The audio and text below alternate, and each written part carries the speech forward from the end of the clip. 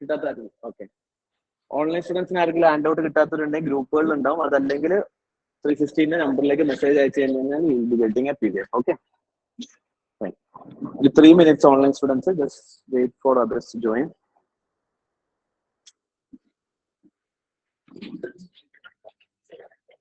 ഇതൊന്നും കുറയില്ലാണ്ട്.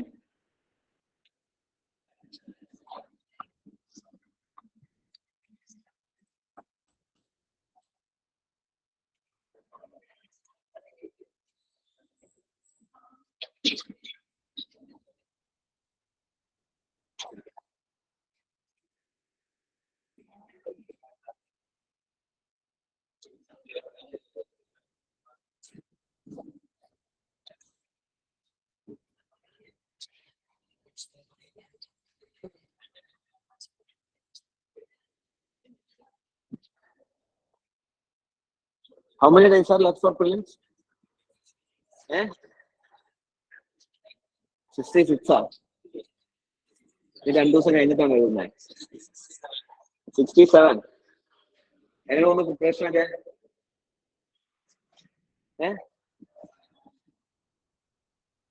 ഫേസ് നോക്കിയല്ലോ, ഫാൻ നോക്കിയിരിക്കാനാണ്. എന്താ ചെയ്യാല്ല? അവിടുത്തെ ലൈറ്റ് വിടാവോ? അല്ലെ ജുനേദ് ഉറങ്ങിയാണ് പറഞ്ഞത്. ആ ശരി, ജുനേദ് താങ്ക് യു.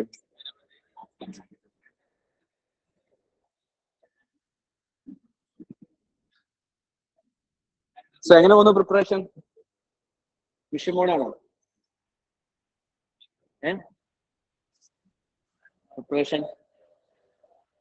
എക്കണോമിക്സ് അവിടെ മാത്രമേ കവർ ചെയ്യാനുള്ളൂ ഇനി, ബാക്കി കഴിഞ്ഞു. ഹലോ, കേൾക്കാവോ അവിടെ?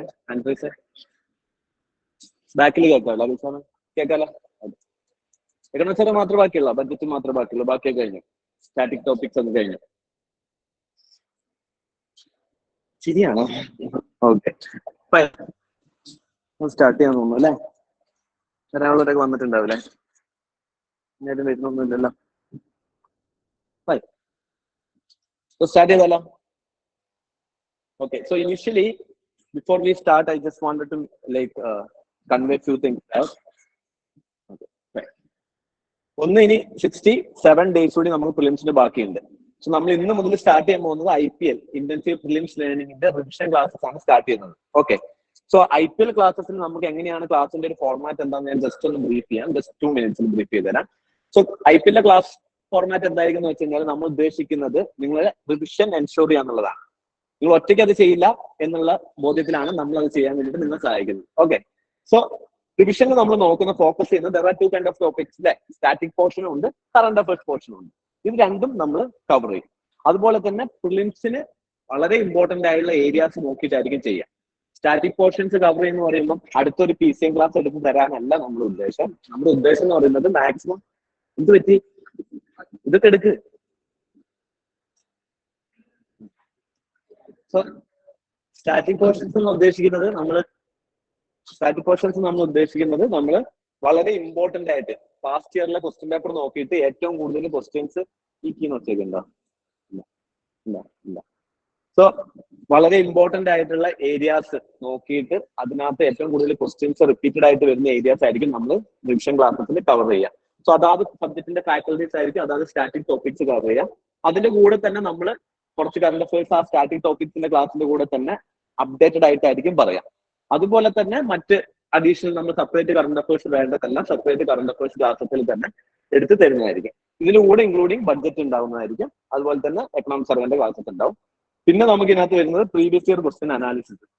Okay, so previous year question അനാലിസിസിന്റെ ക്ലാസ് കൂടി ഇതിന്റെ കൂടി ഉണ്ടാവും. അപ്പൊ നിങ്ങൾക്ക് എന്ത് ചെയ്യാൻ പറ്റും? പ്രീവിയസ് ഇയറിന്റെ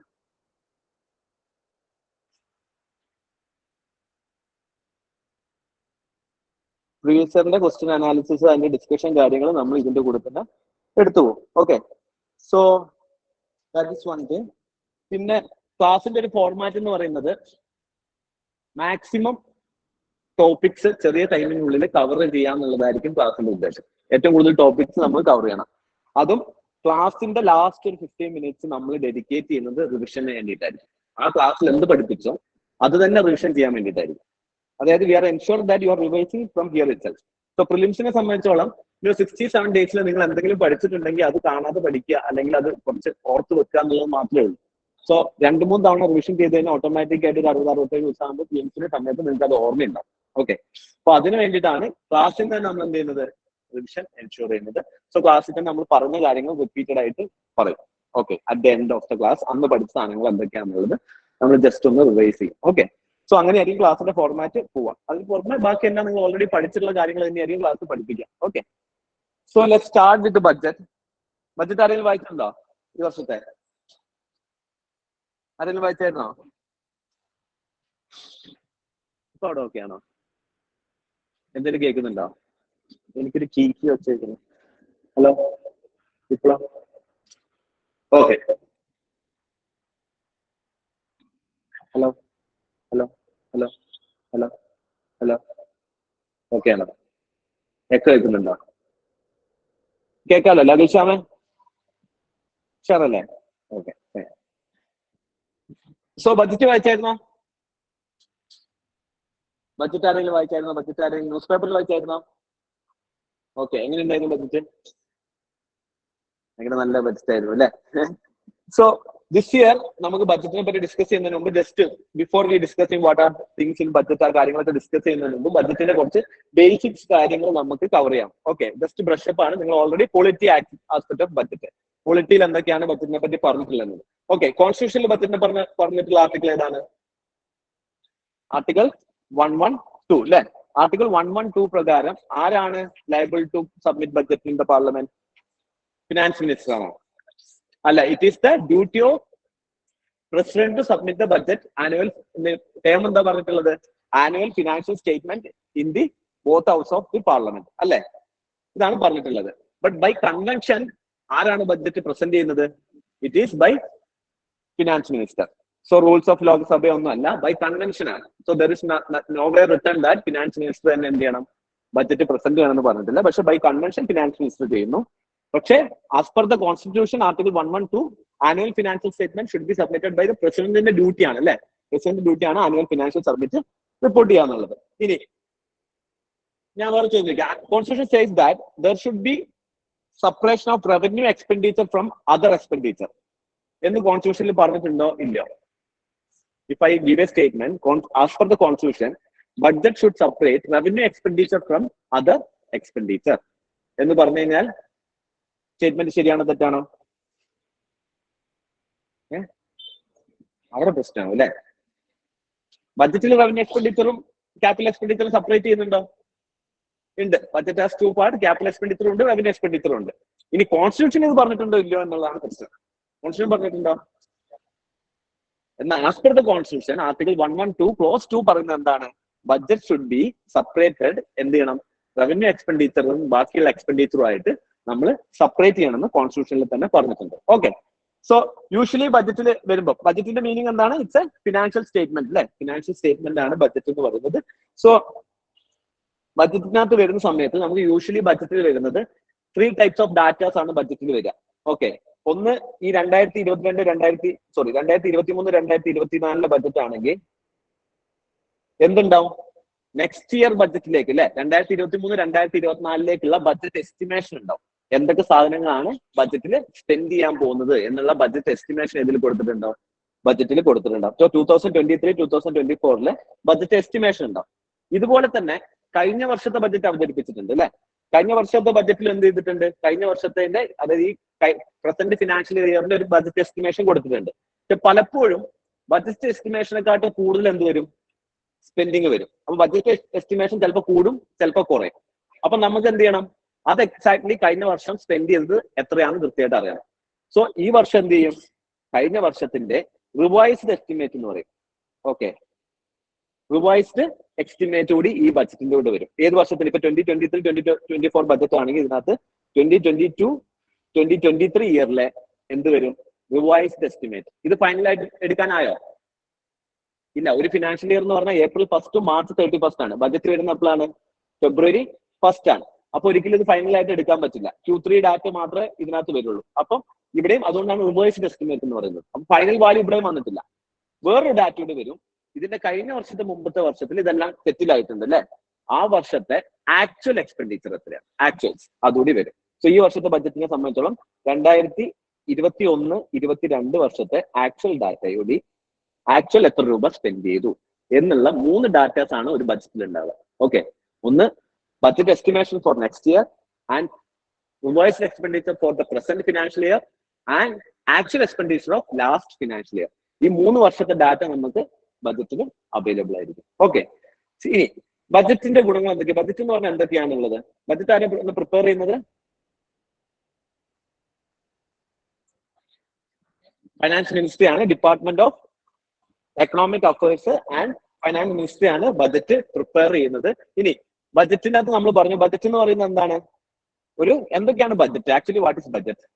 ബഡ്ജറ്റ് ഒരു ആനുവൽ ഫിനാൻഷ്യൽ സ്റ്റേറ്റ്മെന്റ് ആണ്. പക്ഷെ വെറും ഒരു ആനുവൽ ഫിനാൻഷ്യൽ സ്റ്റേറ്റ്മെന്റ് മാത്രമാണോ ബഡ്ജറ്റ്? ആണോ? വേറെ എന്തൊക്കെയാ?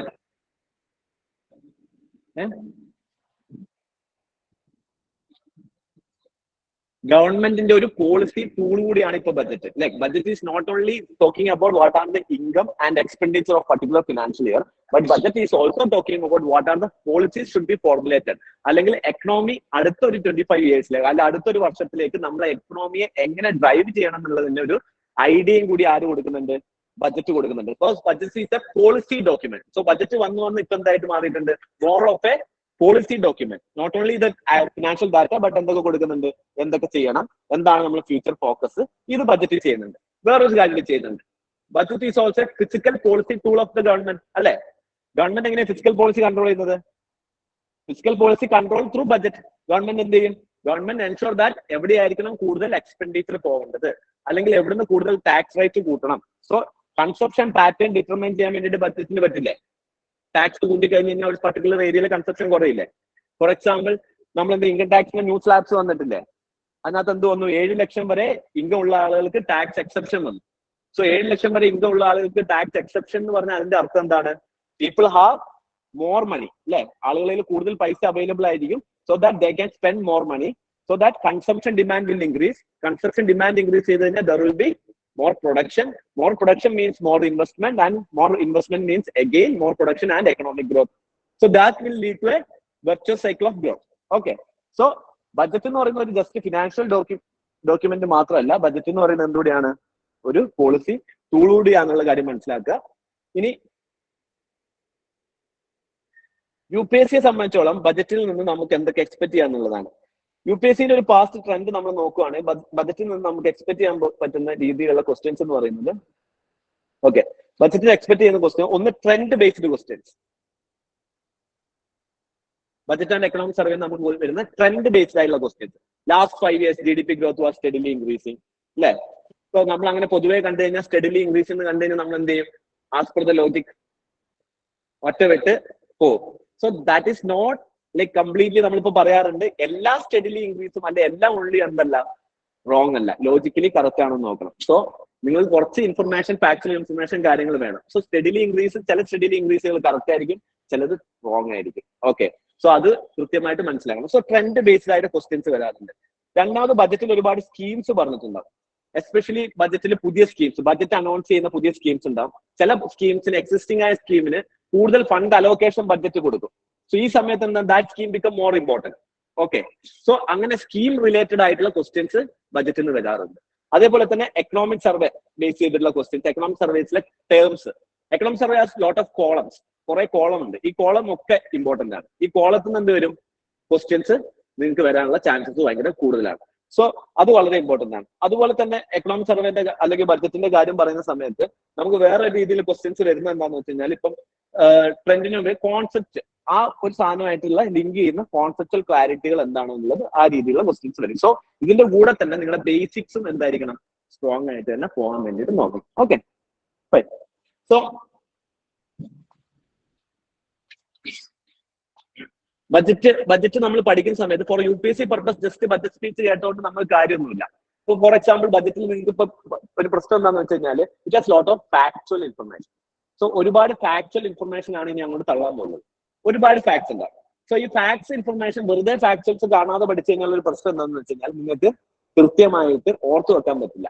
സോ ഇൻസ്റ്റഡ് എന്തുകൊണ്ട് ആ പർട്ടിക്കുലർ പോളിസി അല്ലെങ്കിൽ ആ സ്കീം ഇൻട്രൊഡ്യൂസ് ചെയ്തു എന്ന് നമ്മൾ പഠിക്കാൻ പറ്റി കഴിഞ്ഞാൽ it is very easy to remember എന്തുകൊണ്ടാണ് ആ സാധനം വന്നത്. സോ അതിന്റെ ഔട്ട്കം എന്തായിരിക്കും.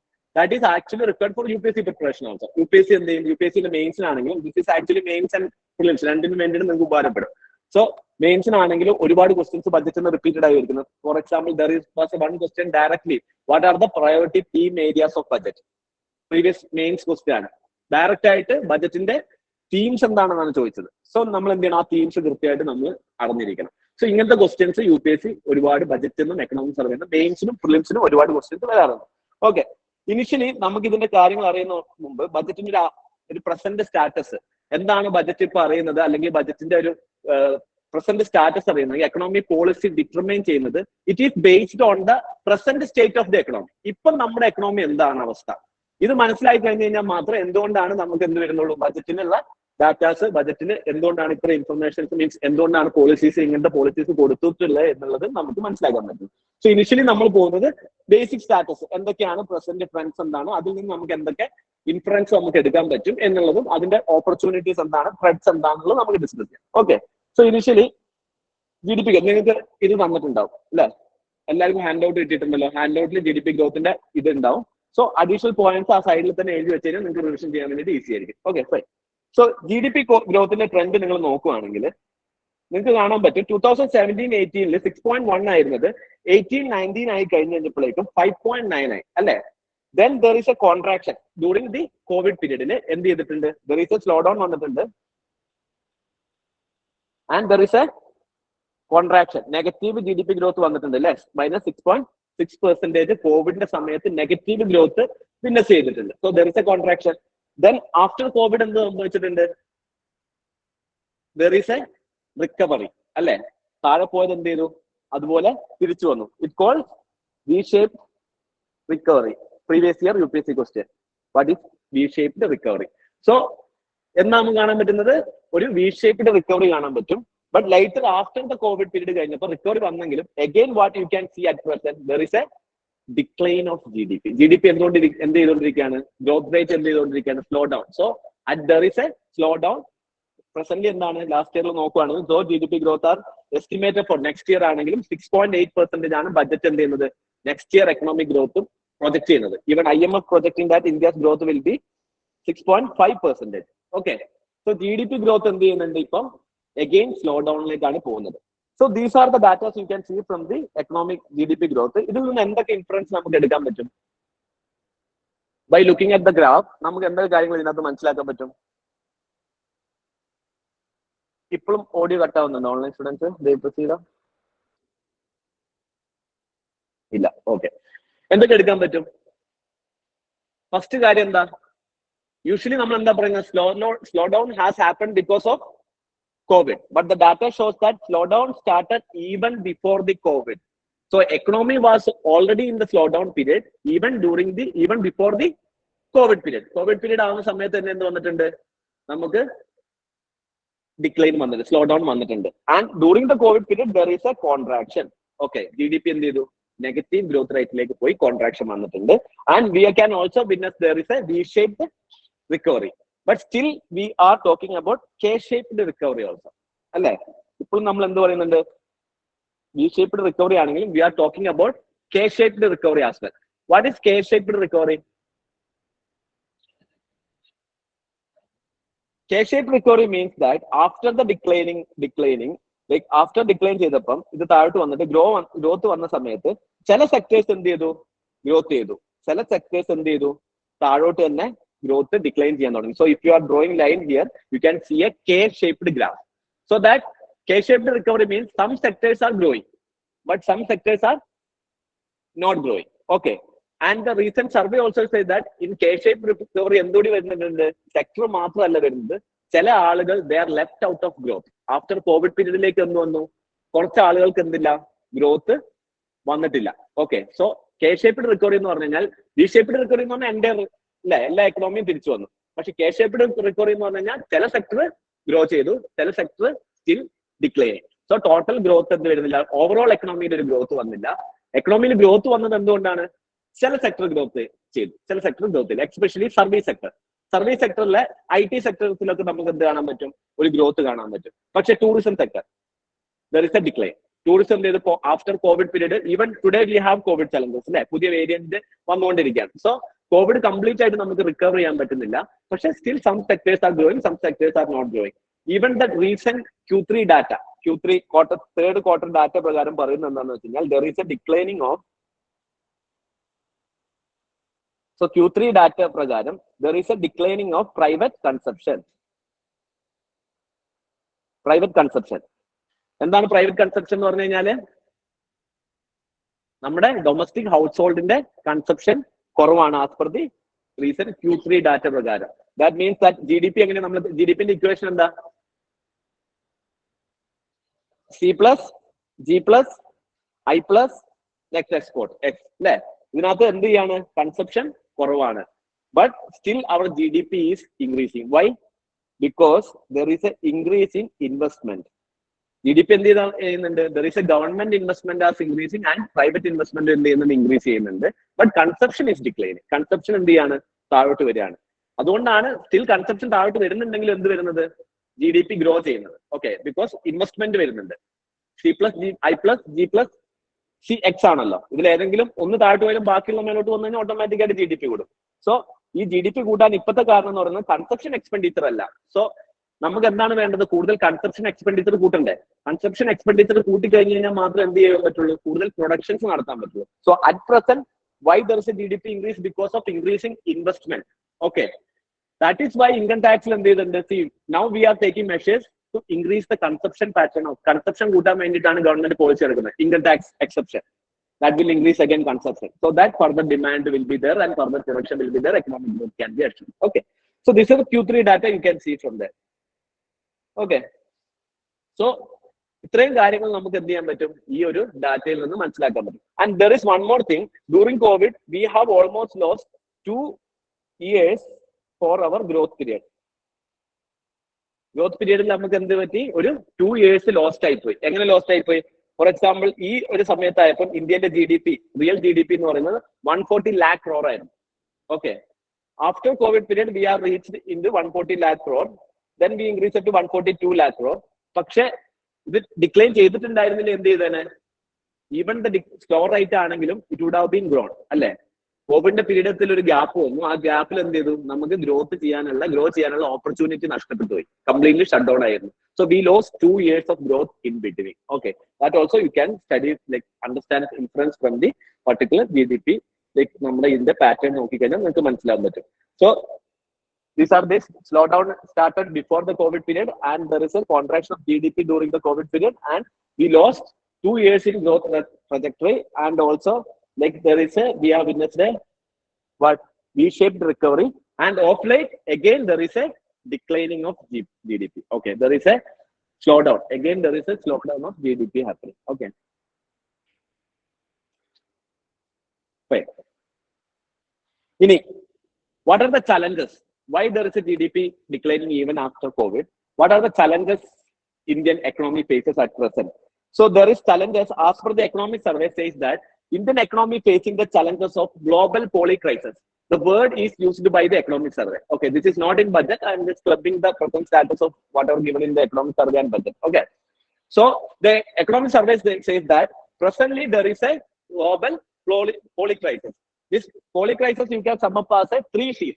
One is COVID-19, second is conflict, and third is climate change. These are the 3 global polycrisis. 3 global crises are at present world face ചെയ്തുകൊണ്ടിരിക്കുന്നത്. ഒന്ന് 2020 വന്നുള്ള Covid crisis, 2019 വന്നുള്ള കോവിഡ് ക്രൈസിസ്. Then conflict. എന്താണ് conflict? War. Russia-Ukraine war. So that is also impacting the global economy. Food production impact ചെയ്യുന്നുണ്ട്. Inflation has been increasing. അല്ലേ? So there is a conflict. And there is also a climate change issue. Why is there is a climate change issue? Because it's climate change. ഇനിയുള്ള growth model എങ്ങനെയായിരിക്കണം? We need to focus on decarbonization of the economy. അല്ലെ? Decarbonize ചെയ്യണം. Decarbonize ചെയ്യണമെങ്കിൽ ഒരു പ്രശ്നമുണ്ട്. എന്ത് ചെയ്യണം?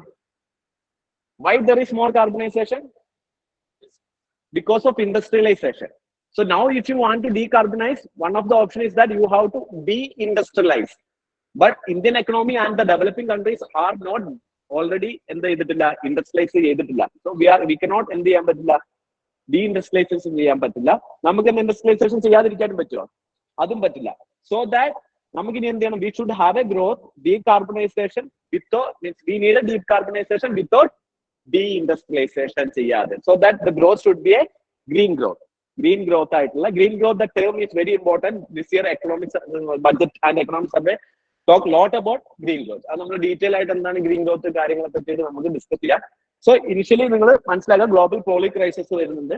ഇനി ഗ്ലോബൽ പോളി ക്രൈസിസിൽ നമുക്ക് ഇതിനകത്ത് വരുന്നത് COVID-19 കൊണ്ട് നമുക്ക് എന്തൊക്കെ ഇമ്പാക്ട് ഉണ്ടായി? സ്ലോ ഡൗൺ, എക്കണോമി എന്ത് ചെയ്തു? സ്ലോ ഡൗൺ ചെയ്തു. പിന്നെ എന്തൊക്കെ പ്രശ്നം ഉണ്ടായി? Slow down and there is also contraction ഉണ്ടായി അല്ലെ. GDP എന്ത് ചെയ്തു? നെഗറ്റീവ് ഗ്രോത്ത് റേറ്റ് ഉണ്ടായി. So there is a slow down and there is also contraction because of COVID-19 issues. And there is also a supply chain disruption അല്ലെ. Complete supply chain എന്ത് ചെയ്തു? Supply chain disruption നടന്നു. And there was an incident of weaponization of supply chain. എന്താണ്? By China. China started blocking its supply chains and weaponization of supply chain. This has also impacted the world growth model. Conflict നോക്കുവാണെങ്കിൽ എന്താണ്? Ukraine Russia crisis. Ukraine Russia crisis വന്ന സമയത്ത് നമ്മൾ എന്ത് പെട്ടു? എന്താണ് immediate issue വന്നത് കോൺഫ്ലിക്റ്റില്, യുക്രൈൻ റഷ്യ ക്രൈസിസില്? ഓയിൽ പ്രോബ്ലം വരും. So basically there is a term, India is facing two oil problem. എന്താണ് ഈ two oil problem? One is fossil fuel issue ഇല്ല. Because of Ukraine crisis there is a issue of fossil fuel import. Fossil ഫ്യൂലിന്റെ price ഭയങ്കരമായിട്ട് കൂടി. Okay. And second issue എന്താണ്? Edible oil. India has to import both fossil fuel and edible oil, palm oil. We are the largest importer of palm oil. So edible oil name largest importer. So India is actually facing the crisis of two oil problem. So that is again there is issue. And due to COVID, this conflict, Russia-Ukraine war, there is a increasing prices. Commodity prices എല്ലാ സ്ഥലത്തും increase ചെയ്തു. ഇനി commodity prices എല്ലാ സ്ഥലത്തും increase ചെയ്ത് കഴിഞ്ഞാൽ ഓട്ടോമാറ്റിക്കായിട്ട് അവിടെ എന്ത് സംഭവിക്കും? ഇൻഫ്ലേഷൻ സംഭവിക്കും. If inflation happening in any economy, what will be the measures? എന്ത് മെഷർ ആയിരിക്കും അവിടെ എടുത്തിട്ടുണ്ടാവുക? Contractory monetary policy. The central government of every government will go for contractionary monetary policy. Contractionary monetary policy എന്ന് പറഞ്ഞാൽ interest rate കുറച്ചോ കൂട്ടുക. They will increase the interest rate. So world economies, even developed countries, did the contraction monetary policy and increase the red saree ayadondu manasilanilla. Increase the interest rate. Interest rate കൂട്ടി കഴിഞ്ഞാൽ എന്ത് സംഭവിക്കും? Interest rate developed countries കൂട്ടി കഴിഞ്ഞാൽ what will be the impact to India? Investment എങ്ങോട്ട് പോകും? Will fly back to the home country. US ഇന്ത്യയിലേക്ക് വന്ന FDI പോവാ? ഇല്ല, FDI പോവില്ല. FPI, ഫോറിൻ പോർട്ട്ഫോളിയോ ഇൻവെസ്റ്റ്മെന്റ് എന്ത് ചെയ്യും? തിരിച്ച് US പോകും. That will again lead to the currency crisis, forex reserve crisis. So that entire concept എന്ത് ചെയ്യാണ്? Now you understood the linkages, right? എങ്ങനെയാണ് ഇത് ബാധിക്കുന്നത് മനസ്സിലായില്ലേ? സോ entire economy എന്ത് ചെയ്യും? ഇത് ബാധിക്കും. Last year prelims question, foreign interest rate കൂട്ടിക്കഴിഞ്ഞ് കഴിഞ്ഞാൽ എന്ത് സംഭവിക്കും എന്നുള്ളതായിരുന്നു ക്വസ്റ്റ്യൻ. ഓക്കെ.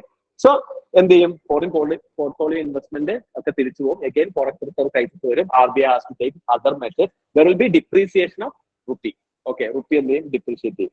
ഇനി ക്ലൈമറ്റ് ചേഞ്ചിന്റെ കാര്യത്തിൽ എന്തൊക്കെ പ്രശ്നം ഉണ്ടാവും? As I said that we need to go for a decarbonization but without deindustrialization. So we should focus on more of a green growth എന്നുള്ള കാര്യത്തിലേക്ക് നമ്മൾ കൊണ്ടുവരും. Okay, that will effect the global slow ഡൗണും കാര്യങ്ങളൊക്കെ നമ്മൾ effect ചെയ്യും. ഇനി domestic challenges എന്തൊക്കെയാണ് ഇന്ത്യക്കുള്ളത്?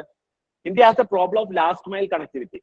റീച്ചിങ് ദി ലാസ്റ്റ് മൈൽ, എല്ലാ ആളുകളിലേക്കും ഗ്രോത്ത് എത്തുക എന്നുള്ളത് ഇന്ത്യയുടെ പ്രശ്നമാണ്. There are like left out people. Woman are not part of the growth cycle. വുമന്റെ participation in labour force is, according to periodic labor force survey, it is only 32%. So women participation in workforce is very less. Tribal people very less. So that like reaching the last mile is the one of the biggest focus of this year budget. Okay, ഈ വർഷത്തെ ബജറ്റിന്റെ economic സർവേന്റെ one of the main focus എന്ന് പറയുന്നത് last mile, reaching the last mile, അവസാനത്തെ ആളുകൾ, inclusive growth ആണ് One of the biggest focus. And there is a lack of job created. Jobs in the economy create and huge informal sector also existing. These are the domestic challenges. Okay. So basically, India is facing of challenges of global crisis and domestic crisis. And global crisis are three C's. Easy and orthoga. Moon C's are COVID, conflict, and climate change. Domestic sector job create informal sector last mile connectivity illa. But Indian opportunities even though in this conflict, even IMF said that India is a bright spot, and it is projected that India will grow 6.5% to 7% next year. This will be like varying, but IMF and 6.5 to 7% India next year growth. That means India is a bright spot, and our budget also says that it's targeting 6.8% growth for next year. So still India has a opportunity is there for Indian very opportunities, and conflict also an opportunity for India because there is an overall food shortage crisis. So India can export more of a food grains to the world, which can be increased, and the GDP increase. And there is also one more thing, that India is increasing its capital expenditure. This year budget itself, India is total capital spending will be 10 lakh crore. It is the highest ever capital budget allocation by any government. As of now, the highest capital budget allocation is budget 10 lakh crore budget allocation to the capital expenditure. Capital expenditure industry. What is the advantage of investing in capital expenditure? It has a multiplier effect. Asset creative capital expenditure invest automatically it will act as a counter cyclical policy. And counter cyclical policy and lead to inclusive growth. It will lead to virtuous cycle. Okay, last year economic survey discussed about last year economic survey virtuous cycle. So for example, capital expenditure government increase automatically impact production good, investment good, production good, employment infrastructure development production good, demand good, employment good. So employment good, demand good, private sector investment. That means there will be a crowding in of private sector. Government invest infrastructure develop, employment generate, demand, so that now private sector will come to the economy, and private sector invest in this period. Private sector invest. That means more growth. More growth means more tax. More tax means again more capital expenditure. So this will lead to a virtuous cycle of economy. So that is the biggest advantage of capital investment. Okay, this is the highest allocation ever. 10 lakh crore. Effective capital investment this year budget effective capital expenditure 13.5 lakh crore effective capital expenditure. What is effective capital expenditure?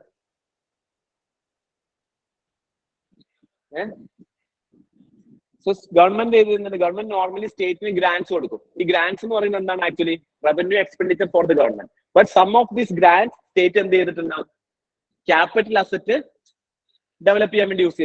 So if you are adding those part of the money allocated to the state government which created capital assets, effective capital receipts, which is 13 lakh crore. So 13 lakh crore highest allocation on capital receipts. In the agriculture sector, if you see the growth cycle of agriculture, you should remember the pattern of growth cycle. Okay. So if I ask you, GDP growth is continuously increasing after COVID period. True or not? Actually, after COVID period, there was a increasing growth. Now it's in the again slowdown. And 5 years again there is a fluctuation, contraction. So agriculture sector before COVID it witnessed 6.5% growth rate, right?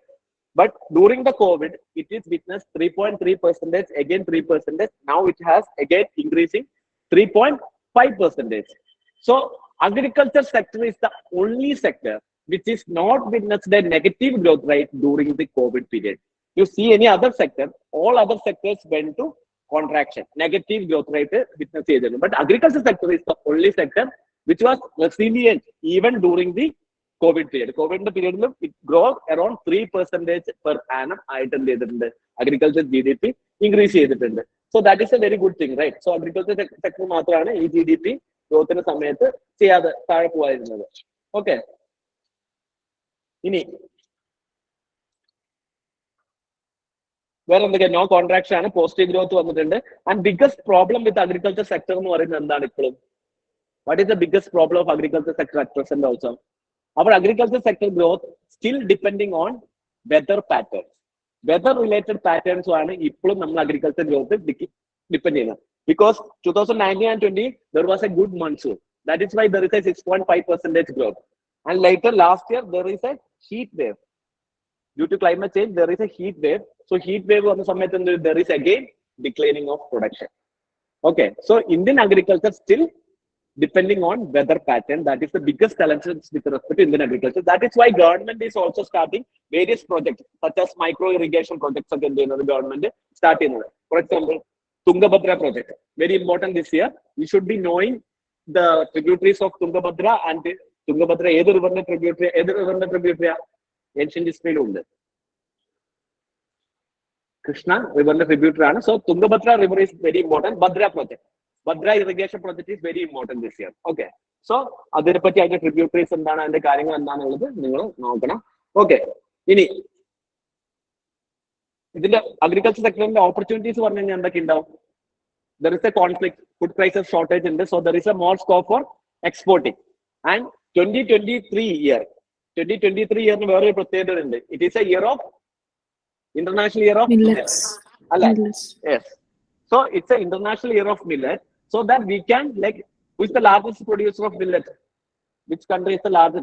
Very possible question for this year. Millet.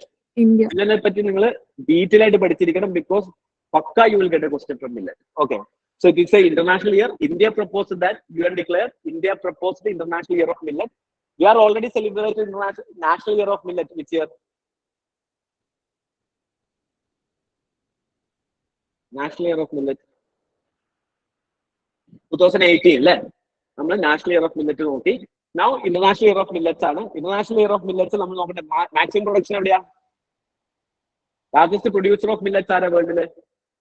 India. 41% of millets produced in India. But largest exporter ആരാ? അല്ല, USA. Largest producer is exporter is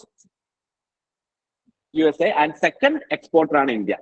India is the second largest exporter. Earlier India was the 5th largest exporter. Now India become the second largest exporter. This year budget, finance minister announced that. Okay, so second largest exporter ആണ്. 41% of total millet production happening in India. Largest producing state ഏതാ? Rajasthan. Madhya Pradesh എന്ന് പറയുന്നത് വേറെ ഏതെങ്കിലും option ഉണ്ടോ? Rajasthan. Millets need only very little water. Like a water drizzling alla proper. Water endana valare korchu madi. So the Rajasthan is the largest producer. Very good, Priya. Largest producer of millet producer. Okay, and there are different type of millets. Adu ningal padichirikkanam for your prelims. This year pakka you will get a one question from millet area. Okay, so government in this budget started, we'll discuss about detail, Sri Anna project. Sri Anna project for the promotion of millets. We'll discuss in detail. Okay, later. So agriculture problems in India. There is a low export with respect to agriculture, low productivity, still depending on monsoon pattern and climate related issues. And India is also, there is a technological fatigue with respect to Indian agriculture. Indian agriculture technology, there is a technological fatigue. So these are the issues with respect to India's agriculture. When it comes to industrial sector, the growth, നമ്മൾ growth pattern industrial സെക്ടറും service സെക്ടറും നോക്കുകയാണെങ്കിൽ ഏകദേശം ഒരുപോലെ ആയിരിക്കും അതിന്റെ ഒരു നമ്മൾ പാറ്റേൺ നോക്കുകയാണെങ്കിൽ. Even before covid period there is actually declining of industrial sector. ഒരു കോൺട്രാക്ഷൻ സ്റ്റാർട്ട് ചെയ്തിട്ടുണ്ടായിരുന്നു, -1.4%. കോവിഡിന്റെ സമയത്ത് it's decline to -3.3%. Then it increase to 10.3%. Now again it is declining. Okay, so industrial sector India ഇപ്പോഴും എന്ത് ചെയ്തുകൊണ്ടിരിക്കുകയാണ്? കോവിഡിന്റെ before covid also there is a slow down. And during the COVID period, witness there is a contraction. Agriculture sector contraction witness ചെയ്തിട്ടില്ല. So the ഗ്രാഫിന്റെ ഒരു pattern മനസ്സിൽ ഓർത്ത് വെച്ച് കഴിഞ്ഞാൽ നിങ്ങൾക്ക് എന്ത് ചെയ്യാൻ പറ്റും? ട്രെൻഡ് ബേസ്ഡ് ആയ ക്വസ്റ്റ്യൻസ് ഡാറ്റാസ് പഠിക്കണമെന്നില്ല. അറ്റ്ലീസ്റ്റ് ആ പാറ്റേൺ ഓർത്ത് വെച്ച് കഴിഞ്ഞാൽ നിങ്ങൾ വരച്ചിട്ടും ഇങ്ങനെയാണെന്ന് വരുന്നത് മനസ്സിൽ കഴിഞ്ഞാൽ നിങ്ങൾക്ക് ഓട്ടോമാറ്റിക് ആയിട്ട് എന്ത് ചെയ്യാൻ പറ്റും? ഡിക്ലൈൻ എന്നുള്ളത് നിങ്ങൾക്ക് മനസ്സിലാക്കാൻ പറ്റും. Okay. So but with respect to service sector നോക്കുകയാണെങ്കിൽ what is the difference between service and industrial sector is that ഞാൻ പറഞ്ഞു Q3 ഡാറ്റ പ്രകാരം കൺസപ്ഷൻ ഡിമാൻഡ് എന്ത് ചെയ്യാണ്? കുറഞ്ഞിരിക്കുകയാണ്. ദാറ്റ് മീൻസ് എന്താണ്? പ്രൊഡക്ഷൻ ഓട്ടോമാറ്റിക് ആയിട്ട് കുറവായിരിക്കും. Industrial sector is declining.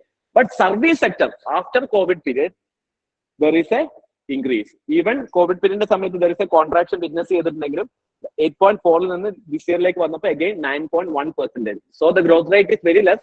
Still service sector witnessing a positive growth. Growth എന്ത് ചെയ്യാണ്? ഇത് upward ആയിട്ട് പോയിക്കൊണ്ടിരിക്കണം. There is no slowdown with respect to service sector. ഇത്രയും കാര്യങ്ങൾ നിങ്ങൾ സർവീസ് സെക്ടറിന്റെ കാര്യത്തിലും ഓർത്തു വെക്കണം. Okay okay. ഇൻഡസ്ട്രിയൽ സെക്ടറിന്റെ കാര്യത്തിൽ ഇന്ത്യക്കുള്ള അഡ്വാൻറ്റേജസ് എന്തൊക്കെയാണ്? ഓപ്പർച്യൂണിറ്റീസ് എന്തൊക്കെയാണ്?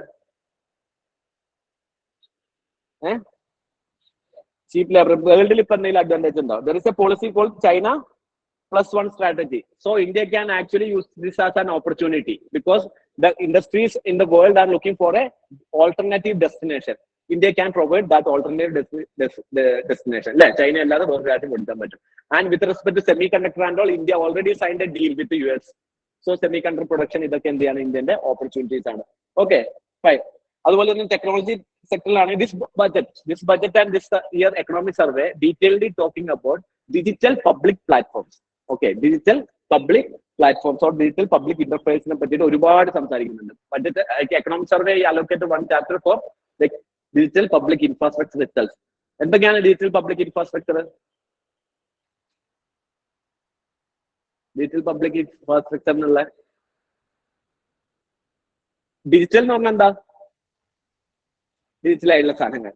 പബ്ലിക് എന്ന് പറഞ്ഞാൽ എന്താ?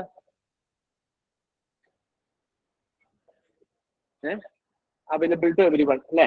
പബ്ലിക് ആയിട്ട് ഓപ്പൺ ആയിരിക്കും. ഓക്കെ, നോൺ ഡ്രൈവർലെസ് ആയിരിക്കും. ഓക്കെ, എന്തൊക്കെ ഉണ്ടാവും അതിനകത്ത്? നിങ്ങൾ ഉപയോഗിക്കുന്ന സാധനങ്ങളൊക്കെ തന്നെ. UPI, CoWIN app digital public infrastructure ആണ്. UPI, CoWIN app digital public infrastructure ആണ്. Aadhaar is the basic platform for this digital public infrastructure. So ഇതുപോലെയുള്ള ഡിജിറ്റൽ പബ്ലിക് ഇൻഫ്രാസ്ട്രക്ചർ കൂടുതലായിട്ട് കൊണ്ടുവരണം എന്നുള്ളത് ബഡ്ജറ്റ് നോക്കുന്നുണ്ട്, especially in agriculture sector. The problem with agriculture sector is that we have developed startups and we have achieved the unicorn in every sector except in agriculture sector. Agriculture sector we are yet to witness a unicorn startup. Unicorn startup avade vannilla, agriculture sector il vannilla, but all other sectors witnessed the unicorn startups.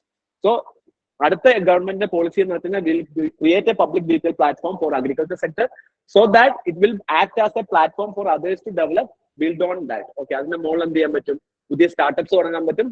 That can B achieved. പുതിയ എന്ത് ചെയ്യാൻ പറ്റും? Agriculture sector സ്റ്റാർട്ടപ്സും യൂണിക്കോൺസും നമുക്ക് achieve ചെയ്യാൻ പറ്റും. So that is again the focus of the budget. Okay, ഇനി budget data നമ്മൾ നോക്കുകയാണെങ്കിൽ ബേസിക്കലി ബഡ്ജറ്റിനകത്ത് എന്തൊക്കെ ഡാറ്റ ഉണ്ടാവും? ഇത് കുറച്ച് ബേസിക്സ് ആണ്. റവന്യൂ അക്കൗണ്ട് ഉണ്ടാവും ആൻഡ് ക്യാപിറ്റൽ അക്കൗണ്ട് ഉണ്ടാവും. റവന്യൂ അക്കൗണ്ടിന്റെ കീഴിൽ revenue receipts and revenue expenditure. Revenue റെസീപ്റ്റിന്റെ കീഴിൽ രണ്ട് തരം വീണ്ടും ഉണ്ടാവും. എന്താണ്? Tax revenue and non tax revenue. Non tax revenue again direct tax and indirect tax. Revenue expenditure പിന്നെ ക്യാപിറ്റൽ എക്സ്പെൻഡിച്ചർ ആണെങ്കിലോ capital account ചെയ്യില്ലോ capital receipts and capital expenditure. Capital റെസീപ്റ്റ്സിന്റെ കീഴിൽ രണ്ടെണ്ണം എന്തൊക്കെയാണ്? ഡെപ്റ്റ് creating capital receipts,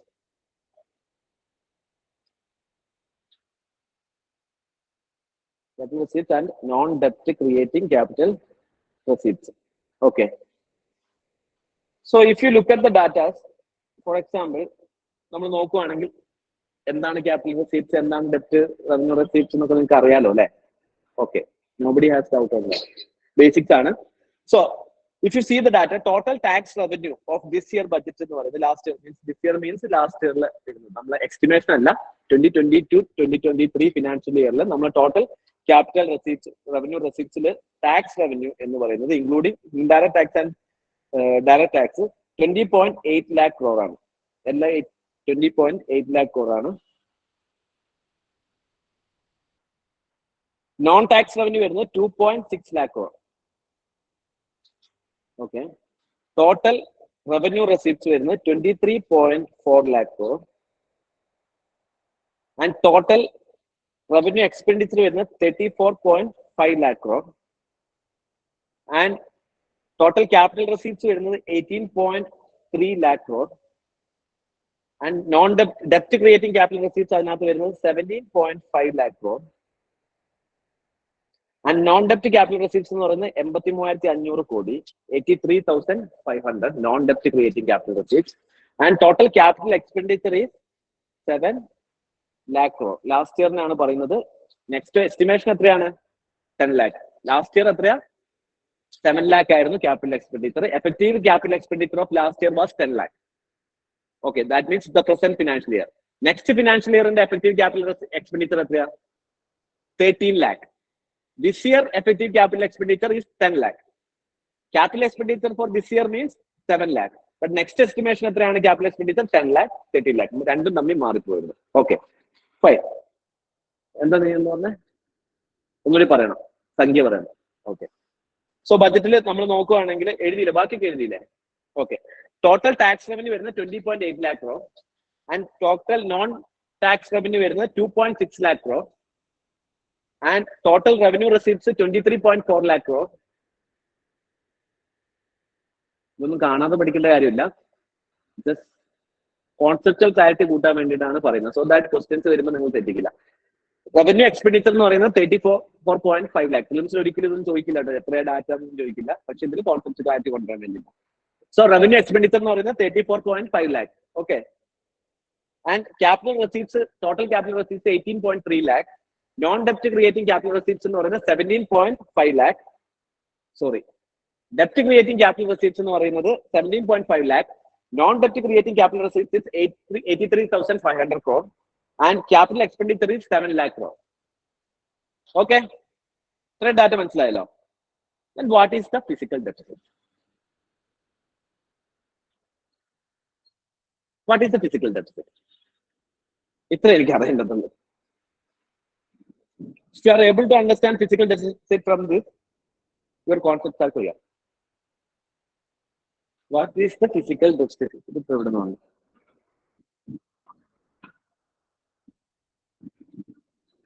Okay, what is physical deficit? What is the equation? Yeah? Total expenditure minus total revenue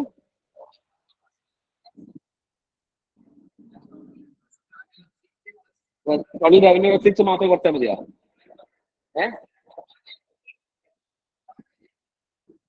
non ഡെപ്റ്റ് creating capital receipts, ഇതാണ് equation. അങ്ങനെയാണ് എത്രയായിരിക്കും?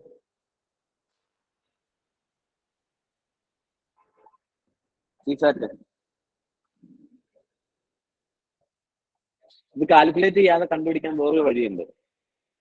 അതുകൊണ്ടാണ് ആ concept clarity വേണം എന്ന് പറയുന്നത്. ഇതൊന്നും ചെയ്യേണ്ട ഇതിനകത്ത്. ഇതിനകത്ത് ഞാൻ എഴുതിയിട്ടുണ്ട് എത്രയാന്നുള്ളത്. 17.5 lakh. പറയാൻ കാരണം എന്താ? What is fiscal deficit? Total borrowing of the government. What is total borrowing of the government? ഡെപ്റ്റ് creating capital receipts, that is 17.5 lakh. So fiscal deficit is equal to total borrowing of the government അല്ലേ?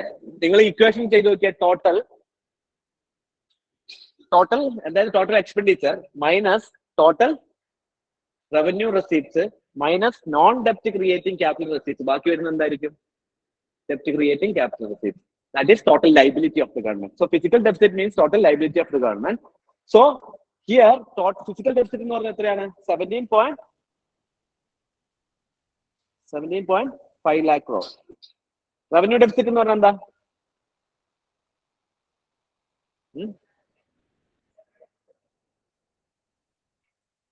Revenue expenditure minus അല്ലെ revenue receipts minus revenue expenditure എത്ര വരും? Around that important 11.1 lakh crore. Then what is effective revenue deficit? What is effective revenue deficit? Effective capital receipt പോലെ തന്നെ, effective capital expenditure പോലെ തന്നെയാണ് അല്ലേ? Effective revenue deficit എന്ന് പറഞ്ഞാൽ എന്താണ്? എന്തായിരിക്കും? Should reduce grant, taking out the grant which created capital. കുറച്ച് എന്ത് ചെയ്യണം? കുറയ്ക്കണം. That is effective revenue deficit. Then primary deficit എന്ന് പറഞ്ഞാൽ എന്താണ്? Equation എന്താ? Physical deficit minus interest payment. That is primary deficit. Okay. So these are the budget trend. ഇനി budget trend നമ്മൾ നോക്കുകയാണെങ്കിൽ ലാസ്റ്റ് 5 years നമ്മൾ ഫസ്റ്റത്തെ നിങ്ങളിൽ ഉണ്ടാവും, സെപ്പറേറ്റ് ആയിട്ട് നിങ്ങളിൽ ഉണ്ടാവും. ഞാൻ എല്ലാം കൂടി ഉള്ളൊരു ഇതെടുത്താണ്. സോ ലാസ്റ്റ് ഇവിടെ വരെയുള്ള നോക്കിയാൽ മതി. ലാസ്റ്റ് 5 years നോക്കുകയാണെങ്കിൽ during covid period fiscal deficit increase to 9. Sound കുറവാണോ? എല്ലാവർക്കും സൗണ്ട് കുറവാണോ? ഓക്കെ ആണ്. നോ. ഓക്കെ ഓക്കെ, ഇനിയിപ്പോ നിങ്ങൾ പറയുന്നത് ഞാൻ കേട്ടു. ഓക്കെ, സൗണ്ട് ഓക്കെ ആണല്ലോ അല്ലേ? ഇനി during the COVID period, physical deficit increased to 9.2%. 9.2% physical deficit കൂടി. But after the COVID period എന്ത് ചെയ്യാൻ പറ്റിയിട്ടുണ്ട്? We have reduced the physical deficit. Last year, as per the budget, physical deficit is 6.4%. Next year, budget is projecting our physical deficit to be എത്ര വരാനാണ്? 5.9% വരെ കുറയ്ക്കാനാണ് budget target ചെയ്യുന്നത്. So last 3 year physical deficit is consistently declining എന്ന് പറഞ്ഞാൽ correct ആണോ? Consistently decline ചെയ്യുന്നുണ്ടോ? 6.4, 6.4, then 6.5.9. So there is no consistent decrease or consistent increase അല്ലേ? 6.7 കഴിഞ്ഞിട്ട് പിന്നെ എന്ത് വരുന്നുണ്ട്? 2 വർഷം ഒരേ ലെവലാണ് പോകുന്നത്. What is our FRBM target?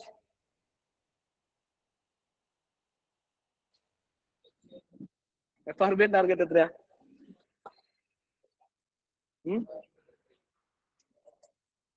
എത്രയാ?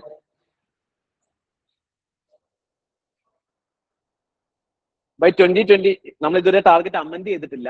ഇനിഷ്യലി കോവിഡ് 2021 പീരീഡിൽ അമെൻഡ് ചെയ്തായിരുന്നു. Then government is not amended, but the budget said that by 2025, 2026 നമ്മൾ ടാർഗറ്റ് നമ്മൾ വെച്ചിരിക്കുന്നത് 4.5% ആണ്.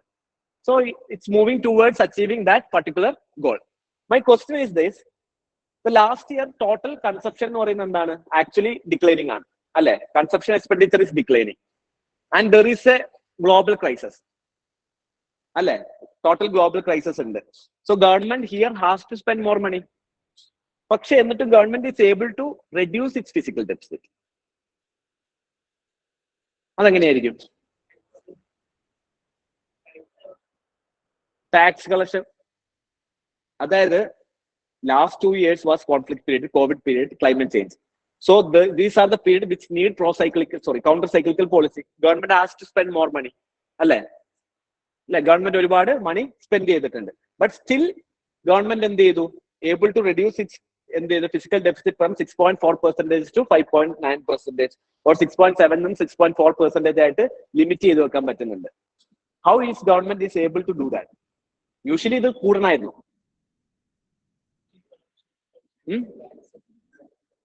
കളക്ഷൻ കൂടി, ഇത് കൂടി.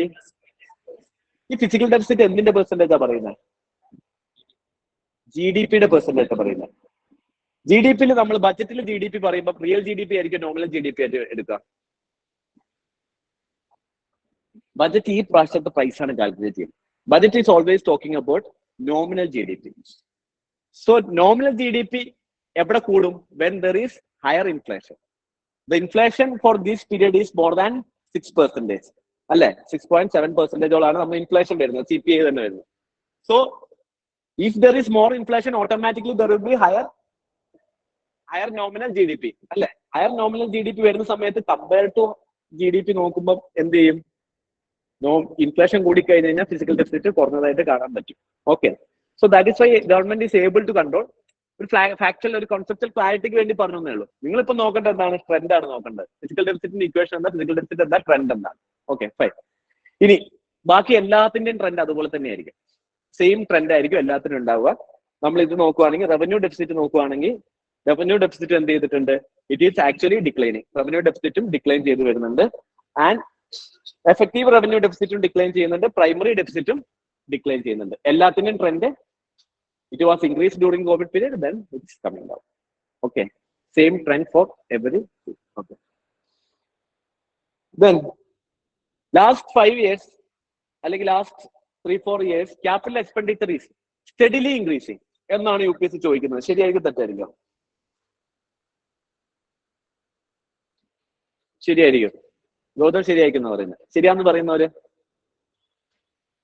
സ്റ്റെഡിലി ഇൻക്രീസിംഗ് ആണ്. അല്ല, ഇൻക്രീസ് ചെയ്തുകൊണ്ടേ ഇരിക്കുകയാണ്, ഡിക്ലൈൻ ചെയ്തിട്ടേ ഇല്ല. ശരിയായിരിക്കോ? ലോജിക്ക് പ്രകാരം റോങ് ആയിരിക്കണം. അപ്പൊ ഒന്നുകൂടി ആലോചിച്ചോ. തെറ്റാന്ന് പറയുന്നവര് ഗ്രാഫ് കയ്യിലുണ്ടല്ലോ ഓൾറെഡി. സോറിടാ. This is why last 3-4 years, if you see the data, there is steadily increasing of capital expenditure by the government. So if you are getting a question in prelims that there is a steady increase of capital expenditure, ഒട്ടനെ പോയി വെട്ടാൻ നിൽക്കരുത്, because it's true. Okay, so capital expenditure എന്താണ്? Steadily increase ചെയ്യുന്നുണ്ട്. As the data shows that this year target എത്രയാണ്? Effective capital expenditure എന്ന് പറയുന്നത് 13.7 lakh crore and last year എത്രയായിരുന്നു? 10.5 lakh crore effective. Net ആണെങ്കിൽ എത്ര? ടോട്ടൽ ക്യാപിറ്റൽ എക്സ്പെൻഡിച്ചർ മാത്രമാണെങ്കിൽ last year it was 7.3 lakh crore and this year it's at 10 lakh crore. It is one of the highest capital expenditure allocation by the government. Okay, ആ ഒരു സാധനം ഓർത്ത് വെക്കുക. Forex റിസർവിന്റെ കാര്യം നോക്കുകയാണെങ്കിൽ it is always fluctuating. Okay, and last economic survey, last budget, it was actually crossed more than 600 crores. Last year economic survey said that it is like 600 billion US dollar. But this year it is again reduced to 560 billion. ആയിട്ടുണ്ട്. Data important അല്ല, but it is fluctuating. So last എങ്ങനെ വന്നാലും trend എന്താണ്? Fluctuating ആണെന്നുള്ളത് മാത്രം ഓർത്ത് വരിക. Okay, and this will discuss about this thing thoroughly. Usually there is a one chapter allocated for inflation in economic survey, so we'll discuss that like this detail in there. But still, as of now, WPയും CPയും എപ്പോഴും ഡൈവർജിങ് ആയിരിക്കും. Means both will go in different shapes. രണ്ട് sides ആയിരിക്കും ഡൈവർജിങ് ആയി വരിക normally. എന്തുകൊണ്ടായിരിക്കും ഇത് എപ്പോഴും ഡൈവർജിങ് ആയി വരാനുള്ള കാരണങ്ങൾ എന്തായിരിക്കും? Why WP and CPI will be always in diverging positions? One thing is that basket is different. WP ന്റെ ബാസ്കറ്റും CPI ന്റെ ബാസ്കറ്റും ഡിഫറൻസ് ആണ്. WPI is more focusing on manufacturing goods, അല്ലേ? ഇവിടെ ആവുമ്പോഴോ കൺസ്യൂമറബിൾ ഗുഡ്സിനാണ് കൂടുതൽ ഫോക്കസ് കൊടുക്കുന്നത്. So basket is different. Weightage also different, അല്ലേ? അവിടെ manufacturing ഗുഡ്സിനാണെങ്കിൽ ഇവിടെ ഇതിനാണ് വെയിറ്റേജ് കൂടുതൽ കൊടുക്കുന്നത്. പിന്നെ വേറെ എന്തെങ്കിലും കാര്യമുണ്ടോ? CPI includes service sector also, and WPI is not including service sector. So normally because of these baskets, always there will be divergence. In the basket issues കാരണം ഇവിടെ എന്തുണ്ടാവും? വ്യത്യാസം കാരണം divergence ഉണ്ടാവും. But the economic survey says that there is a എന്താണ് convergence in WP and CPI. എന്ത് ചെയ്യുന്നുണ്ട്? There is a convergence. You can see that ഇതൊരു ഡൈവർജൻസ് ചെയ്ത് പോവുമായിരുന്നെങ്കിൽ now it's there is a convergence. എന്തുകൊണ്ടായിരിക്കും convergence വരാനുള്ള reason?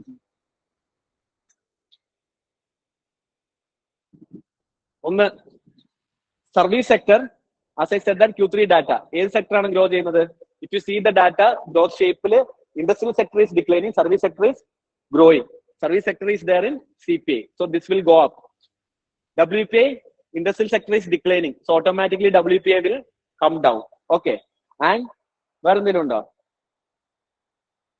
Consumption എന്താണ്? Total consumption ഒക്കെ എന്ത് ചെയ്തുകൊണ്ടിരിക്കുകയാണ്? കുറഞ്ഞുകൊണ്ടിരിക്കുകയാണ്. കൺസപ്ഷൻ എക്സ്പെൻഡിച്ചർ കുറഞ്ഞുകൊണ്ടിരിക്കുകയാണ്. So automatically there will be convergence. So we'll discuss this about detail, but understand that likely there is a convergence between WP and CPI. Usually it's used to be convergent. Sorry, diverging ആയിരിക്കും. കാരണം because of difference in basket. But now because of this increasing service sector growth and declining industrial sector growth വരുന്നതുകൊണ്ടും എന്ത് ചെയ്യുന്നുണ്ട്? Automatically consumption pattern കുറയുന്നതുകൊണ്ട് there is a convergence. രണ്ടും അടുത്തോട്ട് വരുന്നുണ്ട്. So understand this thing. Okay, community prices കാര്യങ്ങളൊക്കെ കുറയുന്നതിന്റെ കാര്യമായിട്ട്. ഇനി റുപ്പി കംസ് ഫ്രം നോക്കുകയാണെങ്കിൽ, നമ്മൾ റുപ്പിന്റെ ഇത്രയും കാലം വരുന്ന റുപ്പി നോക്കുകയാണെങ്കിൽ ഏറ്റവും കൂടുതൽ റുപ്പി വരുന്നത് ഗവൺമെന്റിന്റെ എവിടെ നിന്നാണ്? Borrowings. 34% of rupees comes from, അതായത് ഒരു രൂപ കിട്ടുകയാണെങ്കിൽ 34 പൈസയും കടം മേടിച്ചിട്ടാണ്. നമ്മളെ റോൾ മോഡൽ തന്നെ ആരാണ്? നമ്മൾ ക്ലാസ് പറഞ്ഞല്ലേ, അദാനി. കടമാണ് നമ്മുടെ മെയിൻ. അപ്പൊ നമ്മൾ എന്ത് ചെയ്യും? ഏറ്റവും കൂടുതൽ കടം മേടിക്കും. സോ മച്ചാനാണ് നമ്മൾ Adanika role model. So 34% നമ്മൾ കടം എടുത്തിട്ടാണ് ജീവിക്കുന്നത്. ബാക്കി ഏറ്റവും കൂടുതൽ ഇൻകം വരുന്നത് എവിടുന്നാണ്? GST എന്നാണ് ഏറ്റവും കൂടുതൽ ഇൻകം വരുന്നത്. 17% of total income comes from GST. And GST എന്ന് പറയുന്നത് indirect tax ആണ്, which is good or bad? It's a regressive in nature, അല്ലേ? എന്താണ് regressive in nature എന്ന് പറയാൻ കാരണം? It will impact more on poor than rich. Poorനായിരിക്കും കൂടുതൽ burden വരിക. So it's a regressive tax. Then comes corporate tax and income tax 15%, and then comes the union excise duty 7%, and non-tax receipts 6%, customs and non-debt creating capital receipts is only 2%. അപ്പം മനസ്സിലായി ഏറ്റവും കൂടുതൽ എന്തായിരിക്കും? കടം, പിന്നെ GST. ഇനി total tax നോക്കുവാണെങ്കിൽ, total direct tax നോക്കുവാണെങ്കിൽ ഏറ്റവും കൂടുതൽ ഡയറക്ട് ടാക്സ് എത്ര വരുന്നുണ്ട്?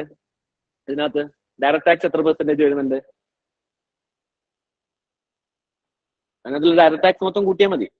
ഇൻകം ടാക്സ് ഉണ്ട്, കോർപ്പറേറ്റ് ടാക്സ് ഉണ്ട്, അല്ലേ? ഡയറക്ട് ടാക്സ് അതിലുള്ള അതിനകത്ത്. സോ 30% ഡയറക്ട് ടാക്സ് ആണ്.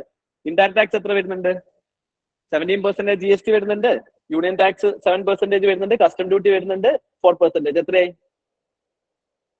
28%. So at present direct tax is more than indirect tax. You should remember that. Okay, which is good or bad? It's good. Direct tax ആയിരിക്കണം കൂടുതൽ വരേണ്ടത്, because it's a progressive in nature. റിച്ചിന്റെ നിന്നാണ് കൂടുതൽ പൈസ എടുക്കുക. Okay, ഇനി tax കളക്ഷന്റെ order നോക്കുകയാണെങ്കിൽ ഏറ്റവും കൂടുതൽ ടാക്സ് ഫസ്റ്റ് ഏത് വരും?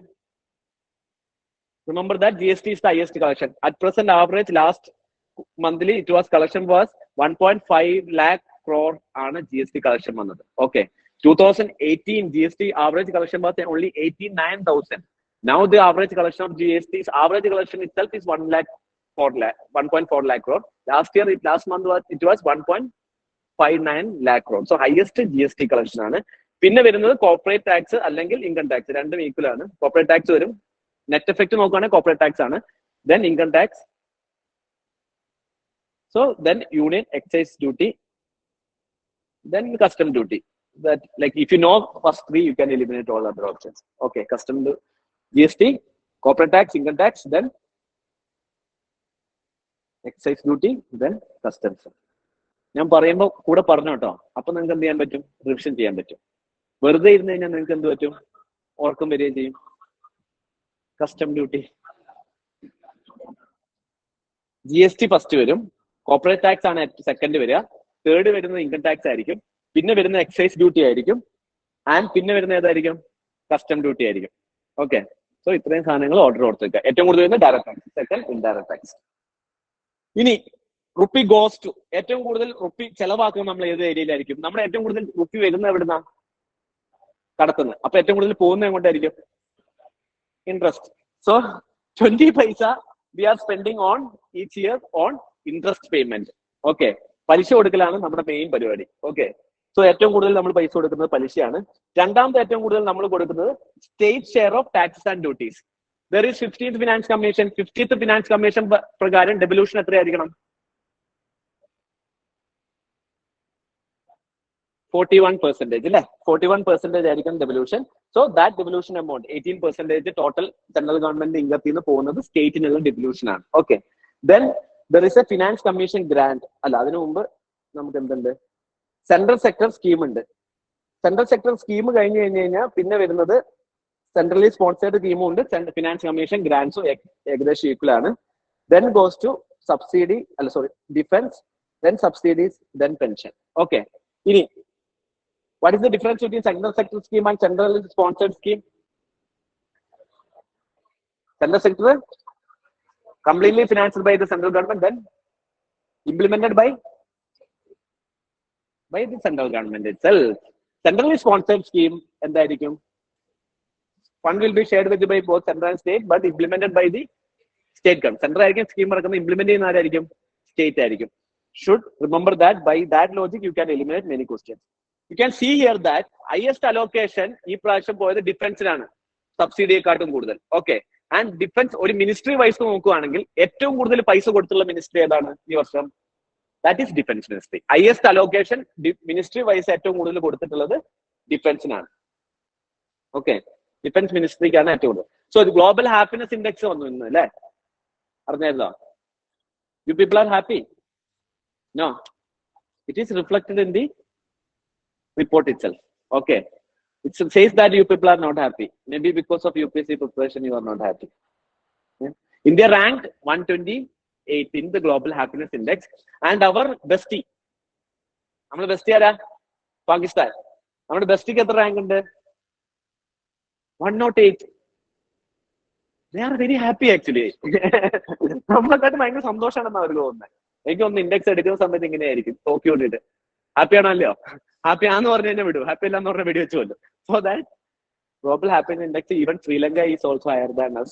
So Indian people are not happy because most of the youth are spending time on UPSC preparation. They are very sad. So okay, so try to be happy at least next survey ട്ടോ. Next survey ആവുമ്പോൾ service കയറുമ്പോൾ നിങ്ങൾ എന്ത് ചെയ്യണം happy ആയിരിക്കണം. Centrally sponsored funded by central and state. Okay,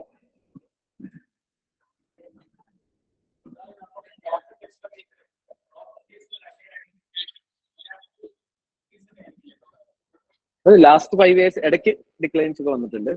കുറെ പുറകിൽ data എനിക്ക് അറിയില്ല. Last 5 years is increase.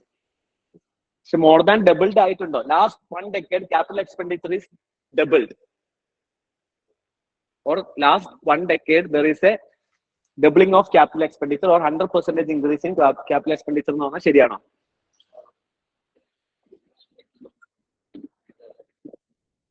അല്ല, wrong ആണ്. But there is one topic widely discussed in this economic survey and you may get a question, economic survey budget, and even there were many news reports with respect to per capita income. എന്താ ചോദിക്കാറുണ്ട്? അത്രയൊന്നും ചോദിക്കില്ല. 90-50 പഠിക്കണം. അങ്ങനെ consistent ചോദിക്കുവാണെങ്കിലും അത് തെറ്റായിരിക്കാൻ chance കൂടുതൽ. 1990 തൊട്ട് നോക്കുമ്പോൾ 1991 you cannot spend capital expenditure there more. മനസ്സിലായോ? ഡിഫിക്കൽട്ട് പീരീഡ് ആണ് ഓൾറെഡി. 2008 അഗൈൻ റിസഷൻ നടക്കില്ല. Again Covid period. കോവിഡിന് വലിയ പക്ഷെ വീണ്ടും ചെറുതായിട്ട് നമ്മൾ ഇൻക്രീസ് ചെയ്യാൻ ശ്രമിച്ചിട്ടുണ്ട്. ഷബാന മൊയ്തീൻ എന്തിനാ താങ്ക് യു പറഞ്ഞത്? Thank you Shabana. Okay fine. So this topic is very important. Per capita income. What is per capita income? Per capita income. Okay, this year budget says that India doubled its per capita income when it compared to 2014. Why 2014? That's when the real people came.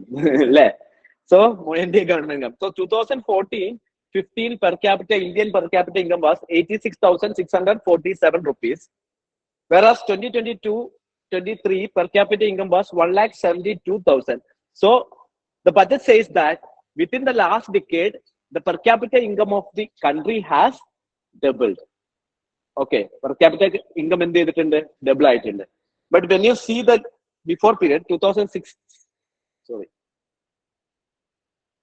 2006, 2007, sorry, 2006 and 7, the per capita income was 33,717. So if you compare, so if you compare the data, you can see that the growth is more between 2006 and 2014. The growth is less between 2014 and 2023. So compared to last decade, the per capita income growth was more compared to this last decade. Okay, but what is the important point is that 2014 വെച്ച് നോക്കുമ്പോൾ 2021 നോക്കുമ്പോൾ we have doubled our per capita income. This has been criticized by many column articles. കുറെ ന്യൂസിൽ വന്നുള്ള സാധനങ്ങളാണ്. So why there is a issue with per capita income കൂടുന്നതിന് എന്തെങ്കിലും പ്രശ്നമുണ്ടോ? പ്രശ്നമൊന്നുമില്ല. പക്ഷെ there is a issue, problem. Per capita income എന്ന് പറഞ്ഞു കഴിഞ്ഞാൽ എല്ലാവർക്കും കൂടി എന്നാണ് അതിന്റെ അർത്ഥം. If Ambani is making more money, our per capita income again will increase because total income divided by total population. So നമ്മൾ പണിയെടുത്തില്ലെങ്കിൽ വേറെ ആരെങ്കിലും പണിയെടുത്തു കഴിഞ്ഞാലും എന്ത് ചെയ്യും? ഇൻകം കൂടും. So you cannot consider this as a good way of analyzing there is a better quality life for all the people. But some people have better quality life. So there is this is again discussed. And the budget also says that in the 1950 India's literacy rate was 12%. ഇപ്പോൾ ഇന്ത്യന്റെ literacy rate എത്രയാണ്? 74% as per 2011 census, because 2021 census set to happen.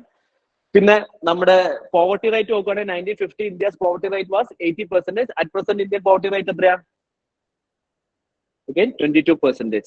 So we are improving, like various aspects നമുക്ക് എന്ത് വരുന്നുണ്ട്, കുറെ improvement വരുന്നുണ്ട്. These are the facts which help you to like എന്താ logically നമുക്ക് പല ക്വസ്റ്റ്യൻസിനെ എലിമിനേറ്റ് ചെയ്യാൻ വേണ്ടിയിട്ട് നിങ്ങൾക്ക് ഹെൽപ്പ് ചെയ്യും. ഓക്കെ, ഇൻകം ഡിസ്പാരിറ്റി കൂടെ റിച്ച് ബിക്കമിങ് മോർ റിച്ച് എന്ത് പറയാ? യെസ് അനഘ.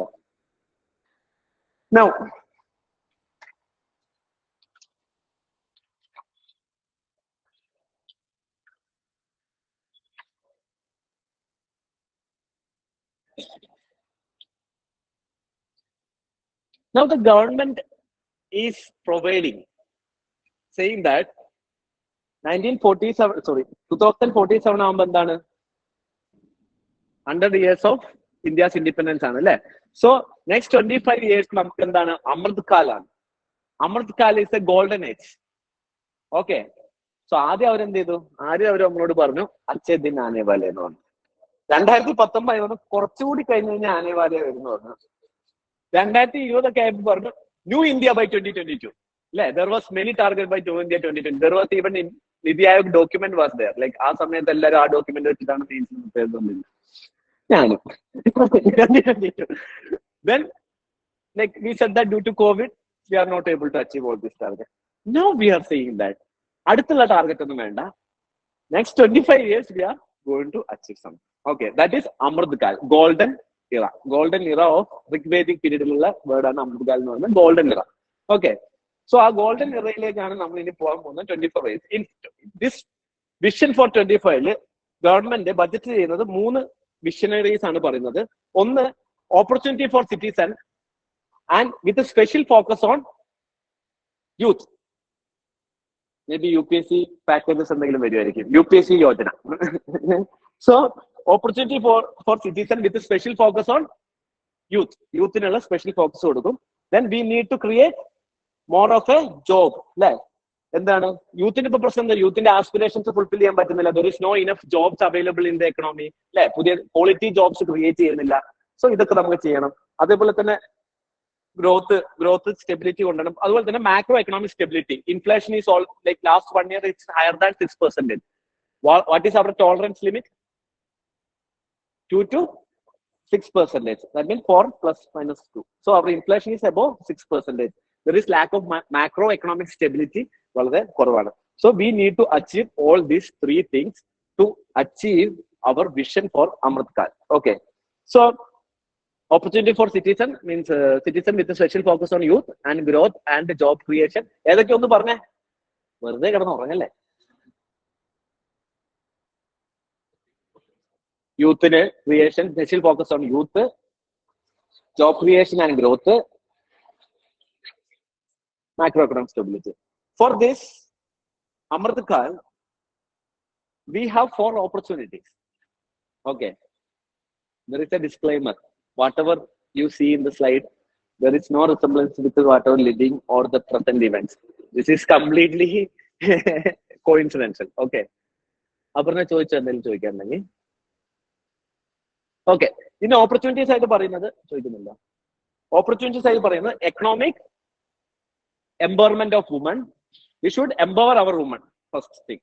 ഓക്കെ, ഇത് എത്താൻ വേണ്ടിയിട്ട്. 2, PM Vikas, very important for this year films. PM Vikas Yojana. Okay, then tourism sector and green growth.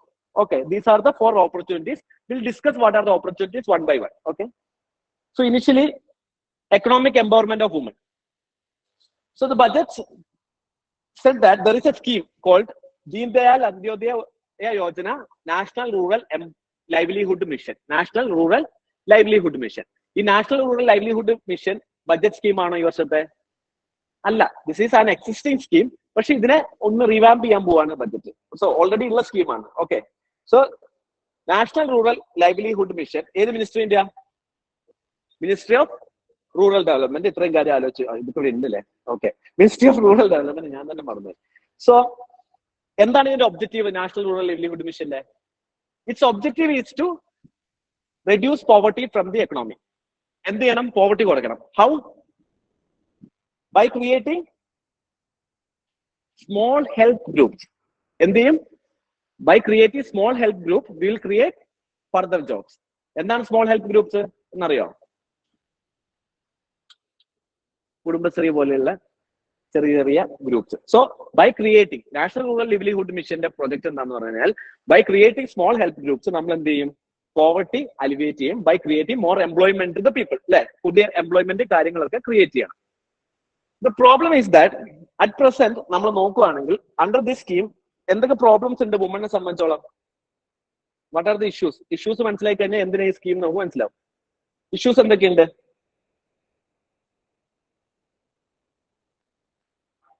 Women participation in economy is very less. For example, female labor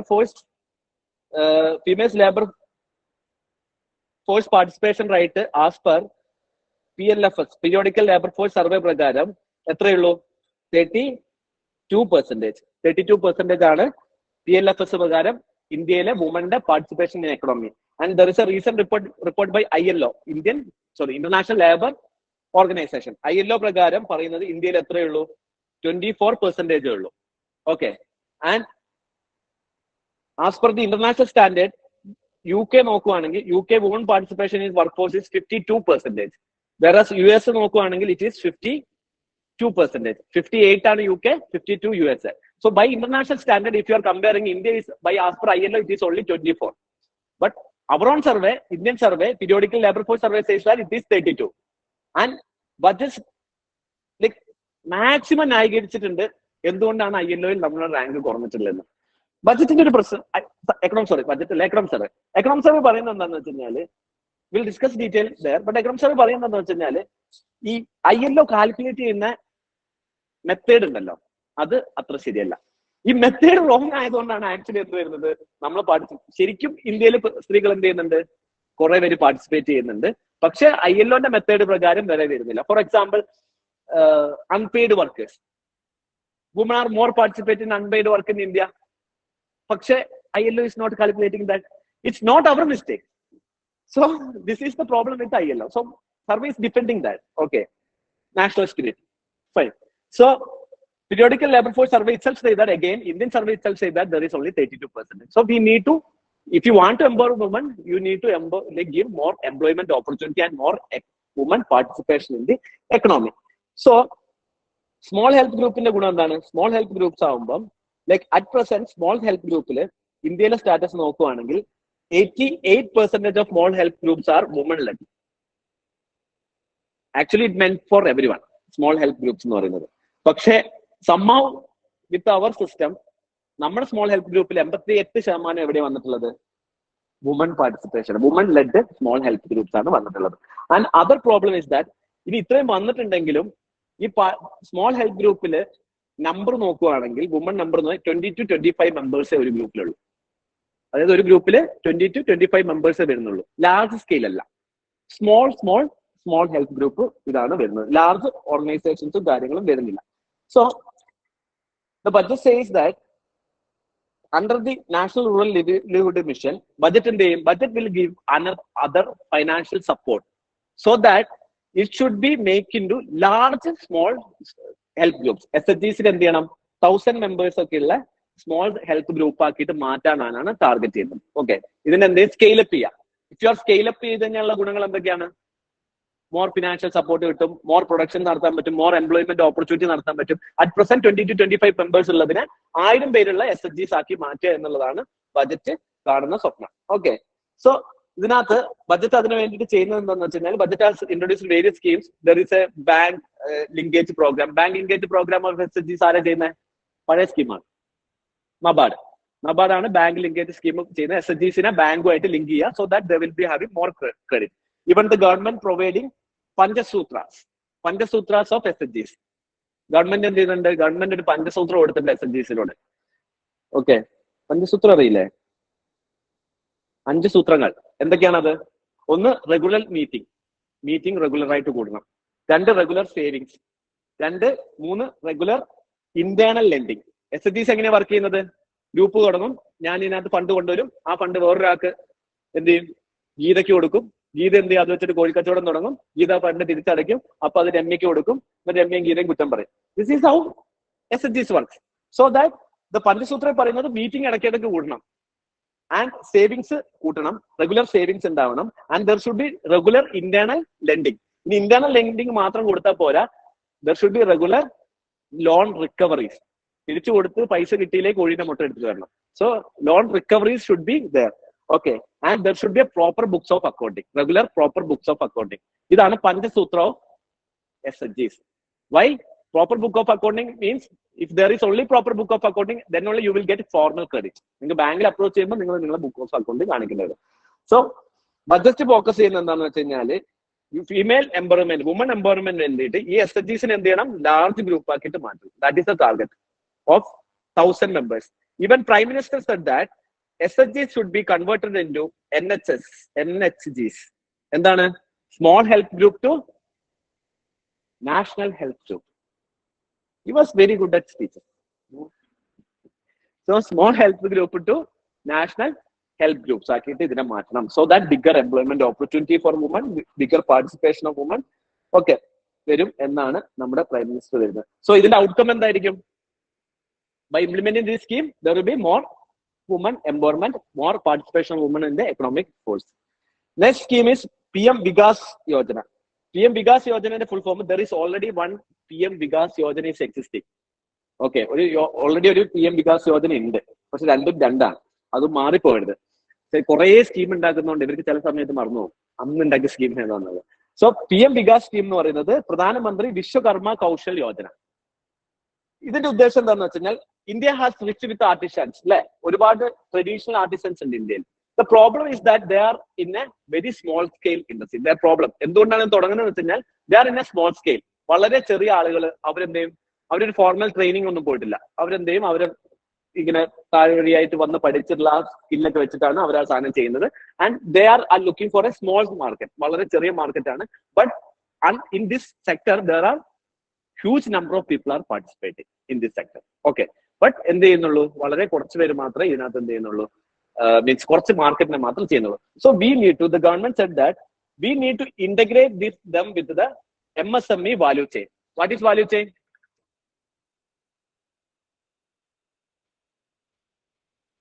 What is value chain? കുറെ സ്ഥലത്ത് കേൾക്കുന്നുണ്ടല്ലോ, എന്താ value chain എന്നറിയോ?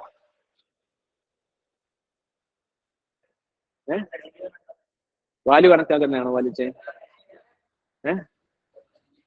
എന്ത് value chain ആയിക്കോട്ടെ, what is value chain?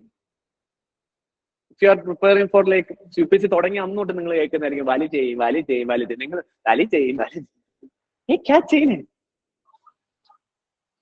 Value chain means nothing but it's the route of a product reaching from the producer to the customer. In between എന്ത് ചെയ്യുന്ന പല റൂട്ട്സ് ഉണ്ടാവും, പല സ്ഥലത്ത്. കാരണം വെയർ ഹൗസ് ഉണ്ടാവും, മാർക്കറ്റ് ഉണ്ടാവും, റോഡ്, ഇൻഫ്രാസ്ട്രക്ചർ, ഇതെല്ലാം എന്താണ് വാല്യൂ ചെയിന്റെ ഭാഗമാണ്. ഒരു പ്രൊഡക്റ്റ് ഇവിടെ നിന്ന് ഉണ്ടാക്കി കൺസ്യൂമറിൽ എത്തുന്നതാണ് value chain. So MSME value ചെയിനായിട്ട് ഇന്റഗ്രേറ്റ് ചെയ്ത് കഴിഞ്ഞാൽ ഗുണം എന്താണ്? They will get a wider market അല്ലെ, കൂടുതൽ മാർക്കറ്റ് കിട്ടും, കൂടുതൽ സ്കെയിലപ്പ് ചെയ്യാൻ പറ്റും, അവരുടെ ക്വാളിറ്റി ഇംപ്രൂവ് ചെയ്യാൻ പറ്റും, സ്കെയിലപ്പ് ചെയ്യാൻ പറ്റും, പ്രൊഡക്ഷൻ കൂട്ടാൻ പറ്റും, കൂടുതൽ വാല്യൂ ചെയിനായിട്ട് ഇന്റഗ്രേറ്റ് ചെയ്യാൻ പറ്റും. That is why the government said that there will be financial support, skill training for these artisans. So and they will also be trained under the modern technology. There is also one scheme already existing. Scheme endana skill development le PM Kaushal Vikas Yojana കേട്ടിട്ടില്ലേ? Skill development scheme. അതിന് അണ്ടറിൽ ഒരു സാധനം ഉണ്ട്, എന്താണ്? Fast UPSC question, recognition of prior learning. കേട്ടിട്ടുണ്ടോ? എന്താണ് recognition of prior learning? ഏതെങ്കിലും കൊണ്ടുപോയി പഠിപ്പിക്കുകയാണ് എവിടെയെങ്കിലും കൊണ്ടുപോയിട്ട്? There is no skill training under recognition of prior അല്ലേ? വേറെ പഠിപ്പിക്കല്, ഓൾറെഡി പഠിച്ച സാധനത്തെ എന്ത് ചെയ്യാണ്? We are giving certificate. ഒരാൾ നല്ല സാധനം ഭയങ്കരമായിട്ട് ചെയ്തുകൊണ്ടിരിക്കുകയായിരുന്നു, അപ്പൊ ഗവൺമെന്റ് എന്ത് പോയിട്ട് പറയും, ഒരു സർട്ടിഫിക്കറ്റ് ഒക്കെ തന്നേക്കാം. അപ്പൊ ഗവൺമെന്റ് സർട്ടിഫിക്കറ്റ് കൊടുക്കും. So that he get more opportunities. Now he can be employed, is A certified person. So that this is again എന്താണ്, ഇതുമായിട്ട് നമുക്ക് PM വികാസുമായിട്ട് കണക്ട് ചെയ്യാൻ പറ്റും. വികാസിൽ എന്ത് ചെയ്യും, നമുക്ക് റെക്കഗ്നിഷൻ ഓഫ് പ്രയർ ലേണിംഗും കൊടുക്കാൻ പറ്റും. സോ PM വികാസ് വിശ്വകർമ്മ, ഇങ്ങനെ ആർട്ടിസാൻസിനെ പൊതുവെ വിളിക്കുന്ന പേരാണ്, ഇന്ത്യ വിളിക്കുന്ന പേരാണ് Vishwakarma. Vishwakarma caste also, are artisan caste. Okay, so ഇതെന്ത് ചെയ്യും, ഇങ്ങനെയുള്ള ആളുകളെ വാല്യൂ ചെയിനായിട്ട് ഇന്റഗ്രേറ്റ് ചെയ്യും, അവരുടെ ഇപ്പോഴത്തെ പ്രൊഡക്ഷനെ സ്കെയിലപ്പ് ചെയ്യും, കൂടുതൽ ഇന്റഗ്രേറ്റ് ചെയ്യും, കൂടുതൽ പ്രൊഡക്ഷൻ പ്രോസസ്സും കാര്യങ്ങളൊക്കെ നടക്കും. Okay, next is tourism. Next priority area is tourism sector, not priority area, opportunity കേട്ടോ. ബജറ്റിന് വേറെ പ്രയോറിറ്റി ഏരിയ ഉണ്ട്. ഓപ്പർച്യൂണിറ്റീസ് ആണ് ഇത് പറയുന്ന വിഷൻ അമൃതകാലിന്റെ 4 ഓപ്പർച്യൂണിറ്റീസ് ആണ് നമ്മളിപ്പോൾ പറയുന്നത്. ടൂറിസം സെക്ടറിന്റെ കാര്യം എന്താണ്? ടൂറിസം സെക്ടറിൽ ഗവൺമെന്റ് പറയുന്നത് we will take up a mission mode. What is mission mode? നിങ്ങൾ പറയും ഇനിയിപ്പോ 60 ദിവസം ഫിലിംസ് ഉള്ളൂ, ഞാൻ ഇനി മിഷൻ മോഡിലേക്ക് പോവാന്ന് പറയും. What is mission mode?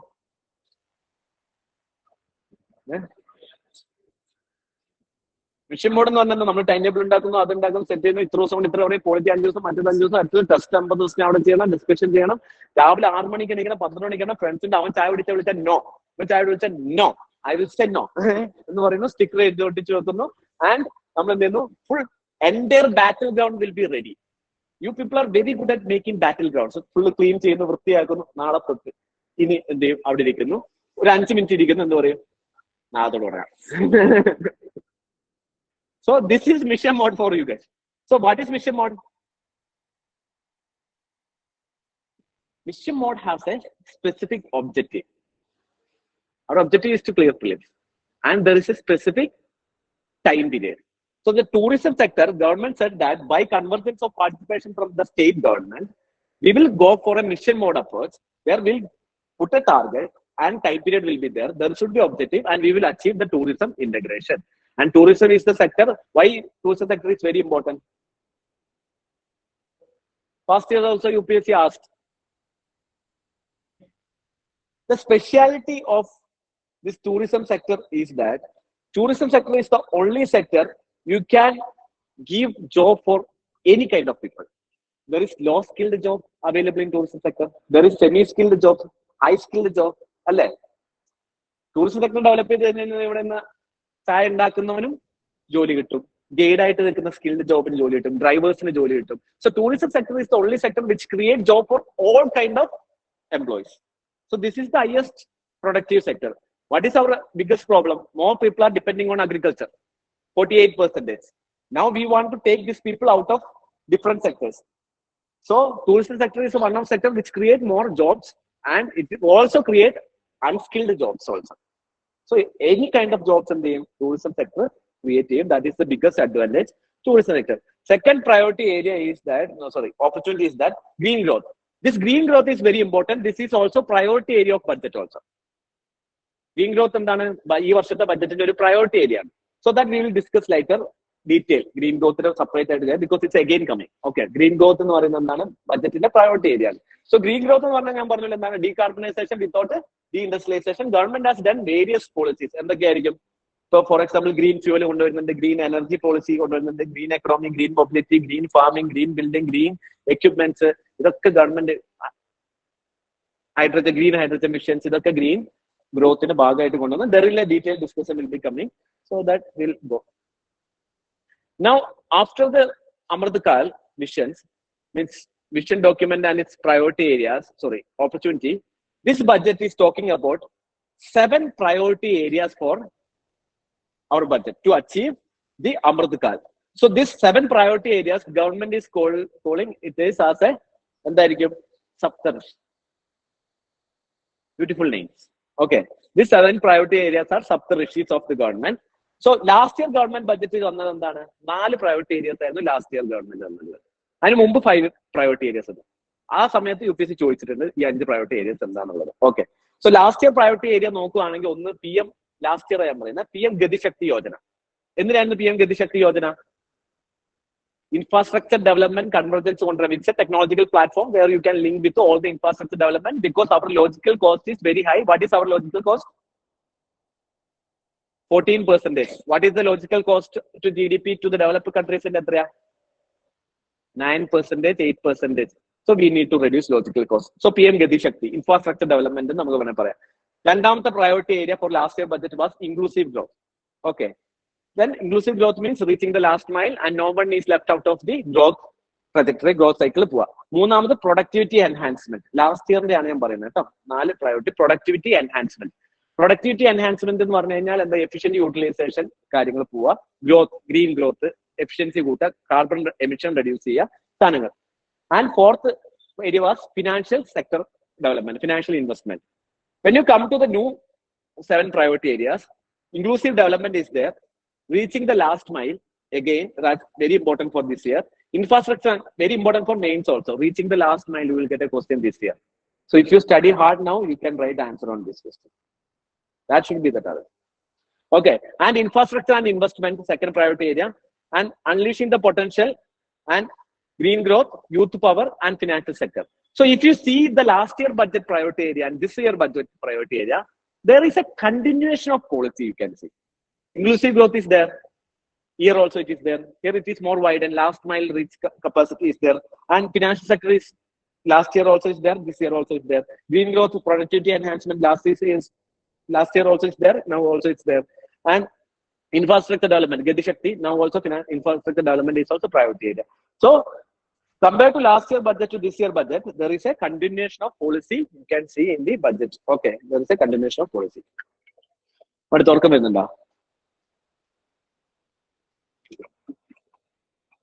Seta, revision ചെയ്താലോ പെട്ടെന്ന് ഇതുവരെയുള്ള നമുക്കൊന്ന് പെട്ടെന്ന് റിവിഷൻ ചെയ്യാം എന്നിട്ട് ബാക്കി എടുക്കാം നിങ്ങൾ പറയണം കേട്ടോ ബഡ്ജറ്റ് ആർട്ടിക്കിൾ എത്രയാ 112 ആരെ ഉത്തരവാദിത്തമാണ് ബഡ്ജറ്റ് എടുക്കുന്നത് പ്രസിഡന്റ് കൺവെൻഷനിൽ ആരാണ് ഫിനാൻഷ്യൽ ഇതാണ് okay prepared by economics of a state of GDP growth എന്താ ട്രെൻഡ് എന്താ ട്രെൻഡ് എന്താ there is a contraction then increase then decline so okay fine so there is a contraction period ഉണ്ടായിരുന്നു പിന്നെ നമ്മൾ ഇപ്പോ ഡിക്ലൈൻ ചെയ്തെന്ന് പിന്നെ ഗ്ലോബൽ ചലഞ്ചസ് എന്തൊക്കെയാണ് പോളി ക്രൈസിസ് എന്തൊക്കെയുള്ള 3 C's വെരി ഗുഡ് ഇന്ത്യന്റെ നെക്സ്റ്റ് പ്രൊജക്റ്റഡ് GDP ഗ്രോത്ത് എത്രയാ 6.8 agricultural growth is the only sector പിന്നെ positive growth during Covid negative growth rate ഉണ്ടോ ഇല്ല ഇങ്ങനെ പോകുന്നു ഓക്കെ ഇപ്പൊ ഇൻക്രീസിംഗ് ആണോ ഇൻഡസ്ട്രിയൽ സെക്ടർ ഗ്രോത്ത്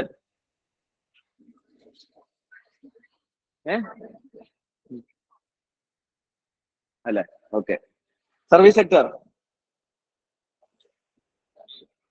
അതാണ് സർവീസ് സെക്ടറിന്റെ growth okay fiscal deficit revenue deficit capital എക്സ്പെൻഡിച്ചറിനെ പറ്റി എത്ര ക്യാപിറ്റൽ എക്സ്പെൻഡിച്ചർ വരുന്നുണ്ട് ഈ വർഷം 10 lakh crores effective capital expenditure എത്രയാ effective capital expenditure എത്രയാ 13.5 ഇനി capital expenditure is continuous like steadily increasing last 5 years yes forex reserve is steadily increasing last 3 years no physical deficit is decreasing showing decreasing trend for last 3 years. There's a trend of decreasing, but steadily decreasing. Okay. Capital expenditure, forex reserve, inflation. Last year, inflation was within the tolerant limit for India. Ano? Allah. 6.8% ആണ് വന്നിട്ടുള്ളത്. ഏറ്റവും കൂടുതൽ പൈസ വരുന്ന എവിടുന്ന borrowing ഇന്ന് direct tax ആണ് indirect tax ആണ് ഏറ്റവും കൂടുതൽ ടാക്സ് എവിടെ വരുന്നത് GST ഏറ്റവും കൂടുതൽ പൈസ പോകുന്ന എവിടെയാ ഇൻഡസ്ട്രി പേയ്മെന്റ് സെൻട്രൽ സെക്ടർ സ്കീമും സെൻട്രൽ സ്പോൺസർ സ്കീമും തമ്മിലുള്ള ഡിഫറൻസ് എത്രയാ എന്താ ഡിഫറൻസ്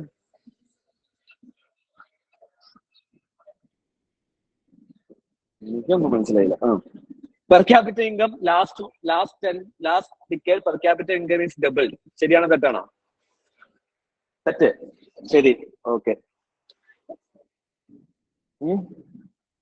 ശരി ആക്ച്വലി 99 പോയിന്റ് ആണ് പക്ഷെ ബഡ്ജറ്റ് പറയുമ്പോൾ ഡബിൾ ആയി എന്ന് പറയും വിഷൻ അമൃതകാലം എന്താ what are the three vision areas എന്തൊക്കെയാ opportunity for citizen with especially focus on youth and creating growth and job macroeconomic stability opportunities എന്തൊക്കെയാ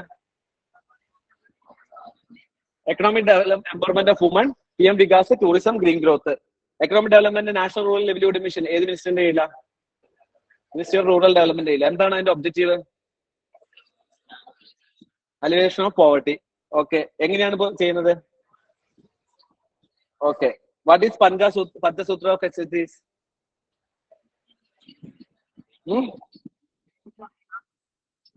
റെഗുലർ മീറ്റിംഗ് ചെയ്യുക, സേവ് ചെയ്യുക, മീറ്റിംഗ് കൂടുക, പൈസ സേവ് ചെയ്യുക, കടം കൊടുക്കുക, കടം കൊടുത്ത് തിരിച്ചു മേടിക്കുക, അക്കൗണ്ട്സ് കീപ്പ് ചെയ്യുക. ഓക്കെ. PM വികാസ് യോജന എന്താ?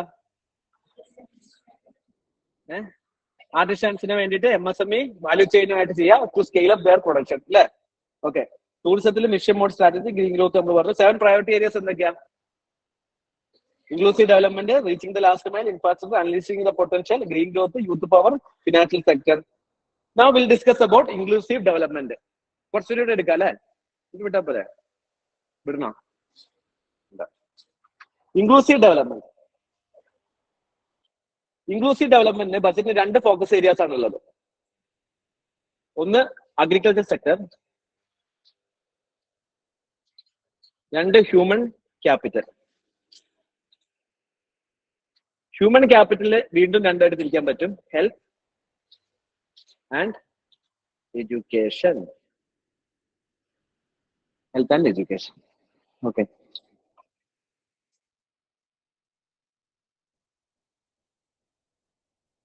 Okay. Inclusive development, agriculture and human development. Human development, health and education ആയിട്ട് തിരിക്കാൻ പറ്റും. So first we'll look about agriculture related ആയിട്ടുള്ള കാര്യങ്ങളെ പറ്റി നോക്കാം. So agriculture, first this is widely talked about in survey also. The budget is focusing to develop a digital public infrastructure for agriculture. ഒരു public digital infrastructure create ചെയ്യാൻ വേണ്ടിയിട്ടാണ് budget നോക്കുന്നത്. What are the problem of agriculture sector at present? എന്തൊക്കെ problems ഉണ്ട് agriculture സെക്ടറിൽ? There is a low income അല്ലെ? Farmers average annual farmers income എന്ന് പറയുന്നത് വളരെ കുറവാണ്. പ്രൊഡക്ടിവിറ്റി എന്താണ്? ലോ ആണ്. പിന്നെ ടെക്നോളജി ഉണ്ടോ? ടെക്നോളജി ഫെറ്റീഗ് ആണ്. പിന്നെ വേറെ എന്തൊക്കെയുണ്ട്? അഗ്രി സ്റ്റാർട്ടപ്സ് ഉണ്ടോ? സ്റ്റാർട്ടപ്സ്, അഗ്രിയിൽ സ്റ്റാർട്ടപ്സ് ഉണ്ട്, പക്ഷെ there is no, we are yet to produce a unicorn startups in agriculture sector. Okay, all other sector we have unicorns, പക്ഷെ നമുക്ക് എന്തില്ല? അഗ്രികൾച്ചർ സെക്ടറിൽ യൂണിക്കോൺ സെക്ടർ ഇല്ല. So that is again an issue. പിന്നെ there is a lack of access to input അല്ലേ? So the government said that government as per the digital public infrastructure policy പറയുന്നത് there should be a public digital platform. Okay, നമ്മൾ UPA ഒക്കെ പോലെ തന്നെ ഒരു digital public platform. These are open source code അല്ലെ? Open source softwares ആണ് ഇതൊക്കെ. Anyone can be avail that form. Okay, so open source ആണ്. സോ നമുക്ക് കുറെ കോമൺ ഡിജിറ്റൽ കോമൺസ് എന്ന് പറയും. ഡിജിറ്റൽ കോമൺ എല്ലാവർക്കും ഉപയോഗിക്കാൻ പറ്റുന്ന ഡിജിറ്റൽ പ്ലാറ്റ്ഫോം കോഡ്. സോ ഇതുപോലത്തെ ഒരു ഡിജിറ്റൽ പ്ലാറ്റ്ഫോം എവിടെ ഡെവലപ്പ് ചെയ്യണം? അഗ്രികൾച്ചർ സെക്ടറിൽ ഡെവലപ്പ് ചെയ്യണം. സോ ദാറ്റ് പുതിയ സ്റ്റാർട്ടപ്പിന് എന്ത് ചെയ്യാൻ പറ്റും? അതിന്റെ മുകളിൽ പുതിയ സ്റ്റാർട്ടപ്പുകൾ ബിൽഡ് ചെയ്യാൻ പറ്റും. Things will be more easy. Okay, ഇപ്പൊ UPA വന്നതിന് ശേഷം there are many startups comes up on the basis of UPA. UPA base ആക്കിയിട്ട് എന്ത് ചെയ്തിരുന്നുണ്ട്? കുറെ സ്റ്റാർട്ടപ്സ് വരും. സോ അതുപോലെ ഒരു പ്ലാറ്റ്ഫോം എവിടെ ഇല്ല? അഗ്രികൾച്ചർ സെക്ടറിലില്ല. So there should be farmer centric solution ചെയ്യുന്ന ഒരു ഫാർമർ സെൻട്രിക് ചെയ്യുന്ന ഒരു ക്രോപ്പിന്റെ പാറ്റേൺ, എല്ലാ സാധനം, ഇൻപുട്ട്, കോസ്റ്റ്, ക്രെഡിറ്റ്, അതായത് ഫാമേഴ്സിന്റെ ഫാമിംഗ് ആക്ടിവിറ്റി എല്ലാം ഉൾക്കൊള്ളിച്ചുകൊണ്ട് വരുന്ന ഒരു ഡിജിറ്റൽ പ്ലാറ്റ്ഫോം നമുക്ക് എന്ത് ചെയ്യണം? ക്രിയേറ്റ് ചെയ്യണം. Okay, this is what digital public infrastructure. ഇതിനകത്ത് ഫാർമർ സെൻട്രിക് ആയിരിക്കും, ഫാമേഴ്സിനായിരിക്കും മുൻഗണന, ക്രെഡിറ്റിന്റെ പറ്റിയിട്ടുണ്ടാവും, അതുപോലെ ഇൻപുട്ട് ആക്സസും എക്സ്റ്റൻഷൻ സർവീസസ്. അഗ്രികൾച്ചറിന് ഒരുപാട് എക്സ്റ്റൻഷൻ സർവീസസ് ആവശ്യമാണ് അല്ലെ? സോ മാർക്കറ്റിംഗ്, അതുപോലെ നമ്മളെ മിഷനറീസ്, ടെക്നോളജീസ്, ഇതെല്ലാം ചെയ്യാൻ പറ്റുന്ന ഒരു വൺ പ്ലാറ്റ്ഫോം, ഡിജിറ്റൽ പ്ലാറ്റ്ഫോം ഉണ്ടാക്കുക എന്നുള്ളതാണ് objective. So budget proposing that there should be a digital public infrastructure for agriculture. And ഇതുകൊണ്ടുള്ള എന്തൊക്കെ ഗുണങ്ങൾ ഉണ്ടാവും? Technology become a public good അല്ലെ? Technology become a public good. പിന്നെ it is a digital common. എന്താണ് digital commons എന്ന് പറഞ്ഞാൽ? It should have openness, anyone can access, sharing, you can share the datas, everything. Like നിങ്ങൾക്ക് എന്ത് ആർക്കും വേണമെങ്കിലും അങ്ങോട്ടും ഇങ്ങോട്ടും യൂസ് ചെയ്യാം. ആൻഡ് ഇന്റർ ഓപ്പറേറ്റബിലിറ്റി, ഈ സാധനം എവിടെ വേണമെങ്കിലും യൂസ് ചെയ്യാൻ പറ്റും. UPA you can use it everywhere. Inter operability is there. Okay, so this technological advance digital public infrastructure for agriculture develop ചെയ്യണം എന്നാണ് പറയുന്നത്. And second proposal is that there is A agriculture accelerator fund. This agricultural accelerator fund is act as an accelerator for development of startups in the agriculture sector. They will give for financial support for agri startups. ഇതിന്റെ ഉദ്ദേശം എന്ന് വെച്ചാൽ agriculture startups കൂടുതൽ develop ചെയ്യാൻ വേണ്ടിയിട്ട് agri സ്റ്റാർട്ടപ്സിന് എന്ത് ചെയ്യും? കൂടുതൽ ഫിനാൻഷ്യൽ സപ്പോർട്ടും ഫണ്ടും കൊടുക്കും. So agriculture accelerator fund develop ചെയ്യുന്നത് എന്തിനാണ്? ഫോർ സ്റ്റാർട്ടപ്സിന് വേണ്ടിയിട്ടാണ്. സോ ദാറ്റ് മോർ എന്ത് ചെയ്യുന്നു, പുതിയ സ്റ്റാർട്ടപ്സുകൾ അഗ്രികൾച്ചർ സെക്ടറിൽ വരും, ഇന്നോവേറ്റീവ് സൊല്യൂഷൻസ് വരും. സോ അഗ്രികൾച്ചർ ഡെവലപ്മെന്റ് വരും, പുതിയ അഗ്രികൾച്ചർ ക്രെഡിറ്റ് അവൈലബിലിറ്റി വരും, climate resilient agriculture, climate precision agriculture. What is precision agriculture? What is precision farming? Agriculture by depending on the technology use ചെയ്തിട്ട് കൃത്യമായി മോണിറ്റർ ചെയ്തിട്ട് നമ്മൾ ചെയ്യുന്നത്. Agriculture is actually data driven process. ഏറ്റവും data driven process ആണ് agriculture. But we are not using data analysis in agriculture sector because agriculture sector is depending on monsoon, soil variations, cropping pattern, ഇതെല്ലാം എന്താണ് data വെച്ച് analyse ചെയ്തിട്ട് കണക്കാക്കാൻ പറ്റുന്ന സാധനങ്ങളാണ്. But we are not properly doing it. So we need to do that. Okay, this is why agriculture accelerator fund to fund എന്താണ് agri startup കേട്ടോ. Agri സ്റ്റാർട്ടപ്സിനെ പ്രൊമോട്ട് ചെയ്യാൻ വേണ്ടിയിട്ട് ഫിനാൻഷ്യൽ സപ്പോർട്ട് കൊടുക്കാൻ വേണ്ടിയിട്ടാണ്. ആൻഡ് അഗ്രി ഫിനാൻഷ്യൽ എവിടെയാണ്? Agriculture ആകുമ്പോൾ ഓട്ടോമാറ്റിക്കായിട്ട് എവിടെയായിരിക്കും? അർബൻ ഏരിയ ആയിരിക്കുമോ? റൂറൽ ഏരിയയിലായിരിക്കും ഫണ്ട് കൊടുക്കുന്നത്. Then there is a one more scheme is called Atmanirbhar Horticulture Clean Plant Program. The problem is that with respect to horticulture നോക്കുകയാണെങ്കിൽ ഇന്ത്യന്റെ GDP-ന്റെ 30% ഓഫ് GDP അഗ്രികൾച്ചർ GDP വരുന്നത് ഹോർട്ടിക്കൾച്ചറിനാണ്. Agriculture GDP ആണ്, total Indian GDP അല്ല. 30% of the agriculture GDP comes from horticulture. And India is the largest producer of horticulture. Producer wise largest ആണ്. And എന്താണ്? This also will help in increasing income availability കൂട്ടും. But the problem with horticulture ഒരു പ്രശ്നം എന്താണെന്ന് വെച്ച് കഴിഞ്ഞാല് fruits ഇങ്ങനത്തെ സാധനങ്ങളൊക്കെ പ്രശ്നം, ഇതിനകത്ത് നമ്മൾ തൈകള് കാര്യങ്ങളൊക്കെ കൊടുക്കുന്നത് പഴയ മെത്തേഡ്സ് ആണ് നമ്മൾ ഇപ്പോൾ യൂസ് ചെയ്യുന്നത്. കട്ടിങ്, ഗ്രാഫ്റ്റിംഗ്, നമ്മൾ പണ്ട് പ്ലസ് ടുലൊക്കെ പഠിച്ചിട്ടില്ല, ഈ ഒരു മരമൊക്കെ വെട്ടിട്ട് കൊണ്ടുവന്ന് budding. So we are still following this method with respect to plant. Nurseries ഒക്കെ നമ്മൾ സാധനങ്ങൾ മേടിക്കുകയാണെങ്കിൽ ഇത് കട്ടിങ് ഗ്രാഫ്റ്റിംഗ് ഒക്കെ ചെയ്തിട്ട് വരുന്ന സാധനങ്ങളാണ്. Because of that the quality of plants-ന് fungal infections and bacterial infections എന്ത് വരുന്നുണ്ട്? കൂടുതലായിട്ട് വരുന്നുണ്ട്. Because of fungal and bacterial infections വരുന്നത് കൊണ്ട് പ്രൊഡക്ഷൻ എന്ത് വരുന്നില്ല? എക്സ്പെക്ട് ചെയ്ത് അത്ര വരുന്നില്ല. പ്രൊഡക്ഷൻ ഭയങ്കര കുറവാണ്. Okay, so that even though എന്ത് ചെയ്യുന്നുണ്ട്, നമ്മൾ ഇത്രയും സാധനങ്ങളും ഇതൊക്കെ ചെയ്യുന്നുണ്ടെങ്കിലും പ്രൊഡക്ഷൻ ബിക്കോസ് ഓഫ് പ്ലാന്റ് മെറ്റീരിയലിന് ക്വാളിറ്റി ഇല്ലാത്തത് കൊണ്ട് ഇതിന്റെ പ്രൊഡക്ഷൻ ഹോർട്ടിക്കൾച്ചർ സെക്ടറിൽ ക്വാളിറ്റി കുറവാണ്. So this year budget as allocated 2200 crore for a new mission. It is called Atmanirbhar Bharat Clean Plant Program. ഇത് എന്താണെന്ന് വെച്ച് കഴിഞ്ഞാൽ it is ensuring that disease free quality planting material for horticulture. ഇത് promote ചെയ്യാൻ വേണ്ടി disease ഇല്ലാത്ത quality horticulture planting materials കൊടുക്കാൻ വേണ്ടിയിട്ടാണ് ചെയ്യുന്നത്. ഇതുകൊണ്ടുള്ള ഗുണങ്ങൾ എന്തൊക്കെയായിരിക്കും? It can increase further horticulture export. ഇന്ത്യന്റെ അഗ്രികൾച്ചർ എക്സ്പോർട്ട് കൂട്ടും. ഹാർവസ്റ്റ് പോസ്റ്റ് ഹാർവസ്റ്റ് ഇൻഫ്രാസ്ട്രക്ചർ കൂടുതൽ പ്രൊഡക്ഷൻ വന്നു കഴിഞ്ഞാൽ എന്ത് പറ്റും? We need a post-harvesting infrastructure. Warehouse facilities, storage facilities വരും, ഇത് ഡെവലപ്പ് ചെയ്യും. അതുപോലെ തന്നെ this will also promote what industry? Food processing industry.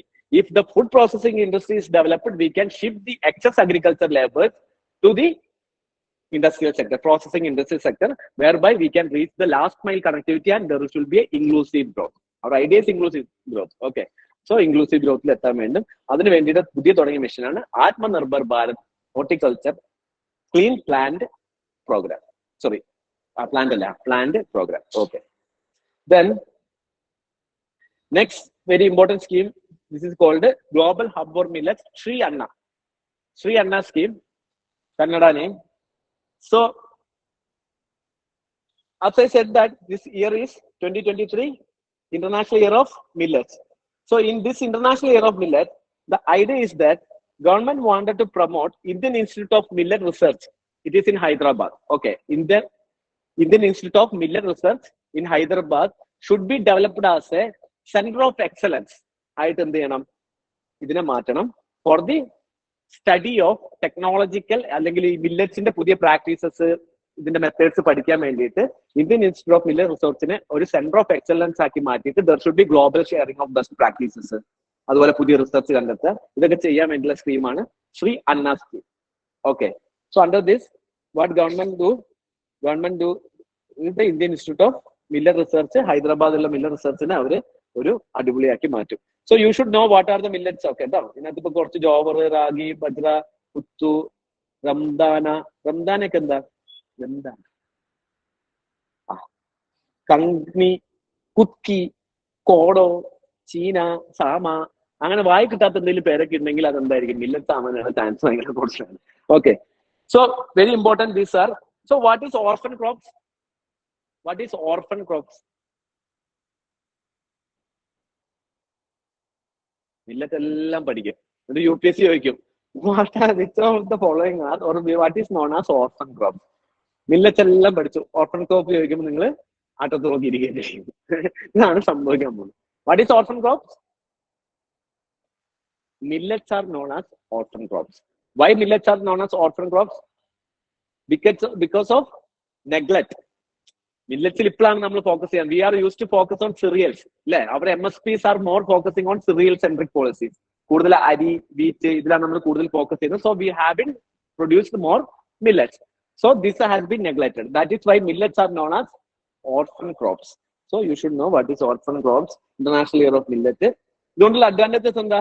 These are provide nutrition security, socio-economic development because the like agriculture develop ആവാത്ത സ്ഥലത്തൊക്കെ നമുക്ക് millets കൃഷി ചെയ്യാൻ പറ്റും. വാട്ടർ ഇന്റൻസീവ് അല്ല.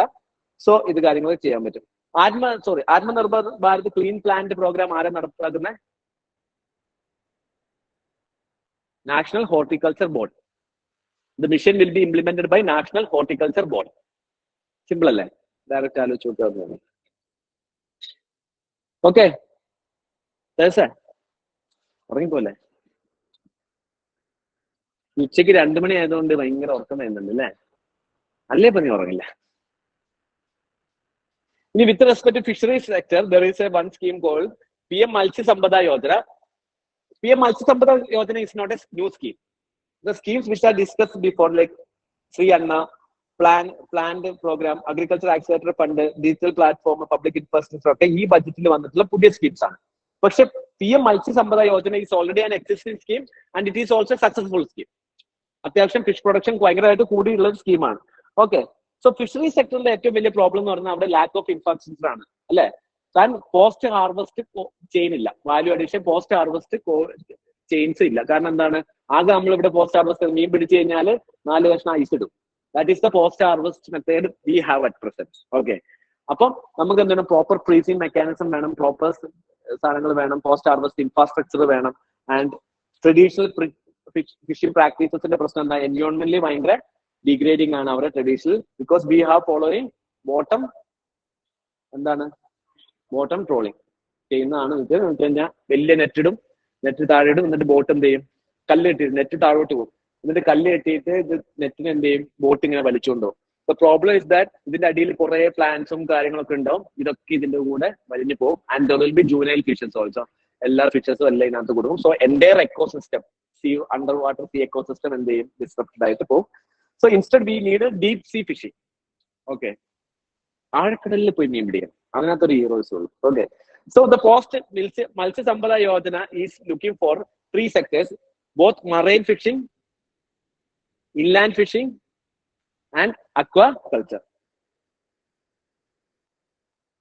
So marine fishing, inland fishing and aquaculture. ഇന്ത്യയിൽ ഏറ്റവും കൂടുതൽ ഫിഷ് പ്രൊഡക്ഷൻ മറൈൻ ആണോ അക്വ ആണോ? ഇൻലാൻഡ് ഫിഷിംഗ് ആണ് കേട്ടോ. മത്തി കഴിക്കുന്ന ആലോചിച്ചിട്ട് ചാള കടങ്ങുന്ന ഏറ്റവും കൂടുതൽ വരുന്ന ഇൻലാൻഡ് ഫിഷിംഗ് ആണ്.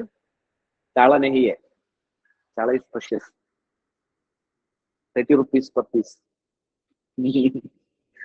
Okay, so the scheme is implemented by Department of Fisheries under Ministry of Fisheries. Very easy. Okay, so under the scheme, government now will give more fund to this Mission Matsya Sampada Yojana to develop value chain, market, and also enhance the target and enhance the production by addition of 70 lakh tons by 2024 and 25. Additional 70 lakh ton fish production കൂട്ടണം, മീൻ പിടിക്കണം. 70 ton മീൻ കൂടി കൂടുതൽ പിടിക്കണം. പിന്നെന്താ നമുക്ക് എക്സ്പോർട്ടിനൊക്കെ വേണ്ടിയിട്ട് നമുക്ക് എന്ത് ചെയ്യണം? മീൻ കൂടുതൽ അഡീഷണൽ 70 lakh tons അഡീഷണൽ മീൻ പിടിക്കണം. So that is the target of the Matsya Sampada Yojana 2024-2025. So it will allocate to small vendors, fish vendors, ഇവർക്ക് എന്ത് ചെയ്യും? ഇവിടെ ആക്ടിവിറ്റീസ്, ഇൻഫ്രാസ്ട്രക്ചർ ഡെവലപ്പ് ചെയ്യും, എഫിഷ്യൻസി കൂട്ടും, ഇവരെ കൂടുതൽ പുതിയ ടെക്നോളജീസ് പഠിപ്പിച്ചു കൊടുക്കും, cold chains, cold storage facilities കൊടുക്കും. So that can be stored for a longer period of time. So ഇങ്ങനത്തെ സാധനങ്ങൾ ചെയ്യും. ഇത് ബെനിഫിറ്റ്സ് എന്ത് ചെയ്യും? It will promote blue revolution. Okay, blue revolution കാര്യം കൂടും. Reaching the last mile, inclusive growth, fisherman community and the growth in the development cycle, coastal development, and India is the second largest producer of fish. Okay, Arana first. Logical deduction. China. China is the largest producer of fish, but in this China ki kore kadal illa illa. Kini kadal തീർന്നാലും China വേറെ കടലാണ് അപ്പുറത്ത് കടം മേടിച്ചത്.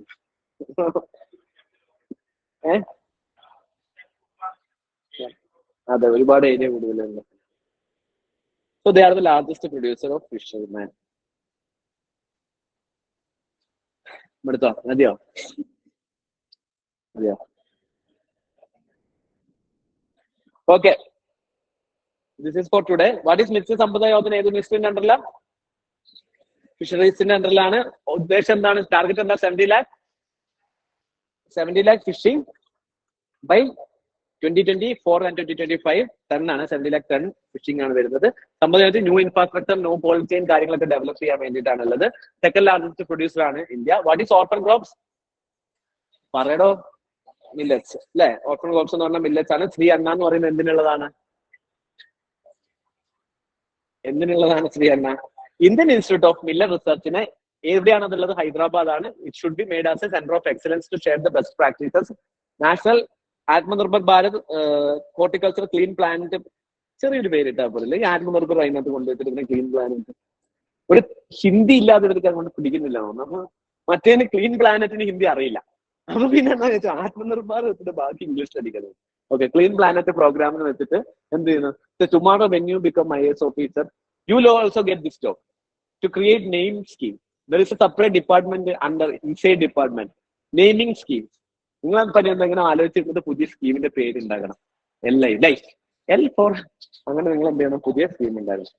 So this is national horticulture mission ഉണ്ടാക്കുന്നു പുതിയ quality planting materials എന്താണ്? National actor fund എന്ന startup in agriculture sector and detail public infrastructure എന്താണ്? Okay, that is for today. So next revision class will be on Friday.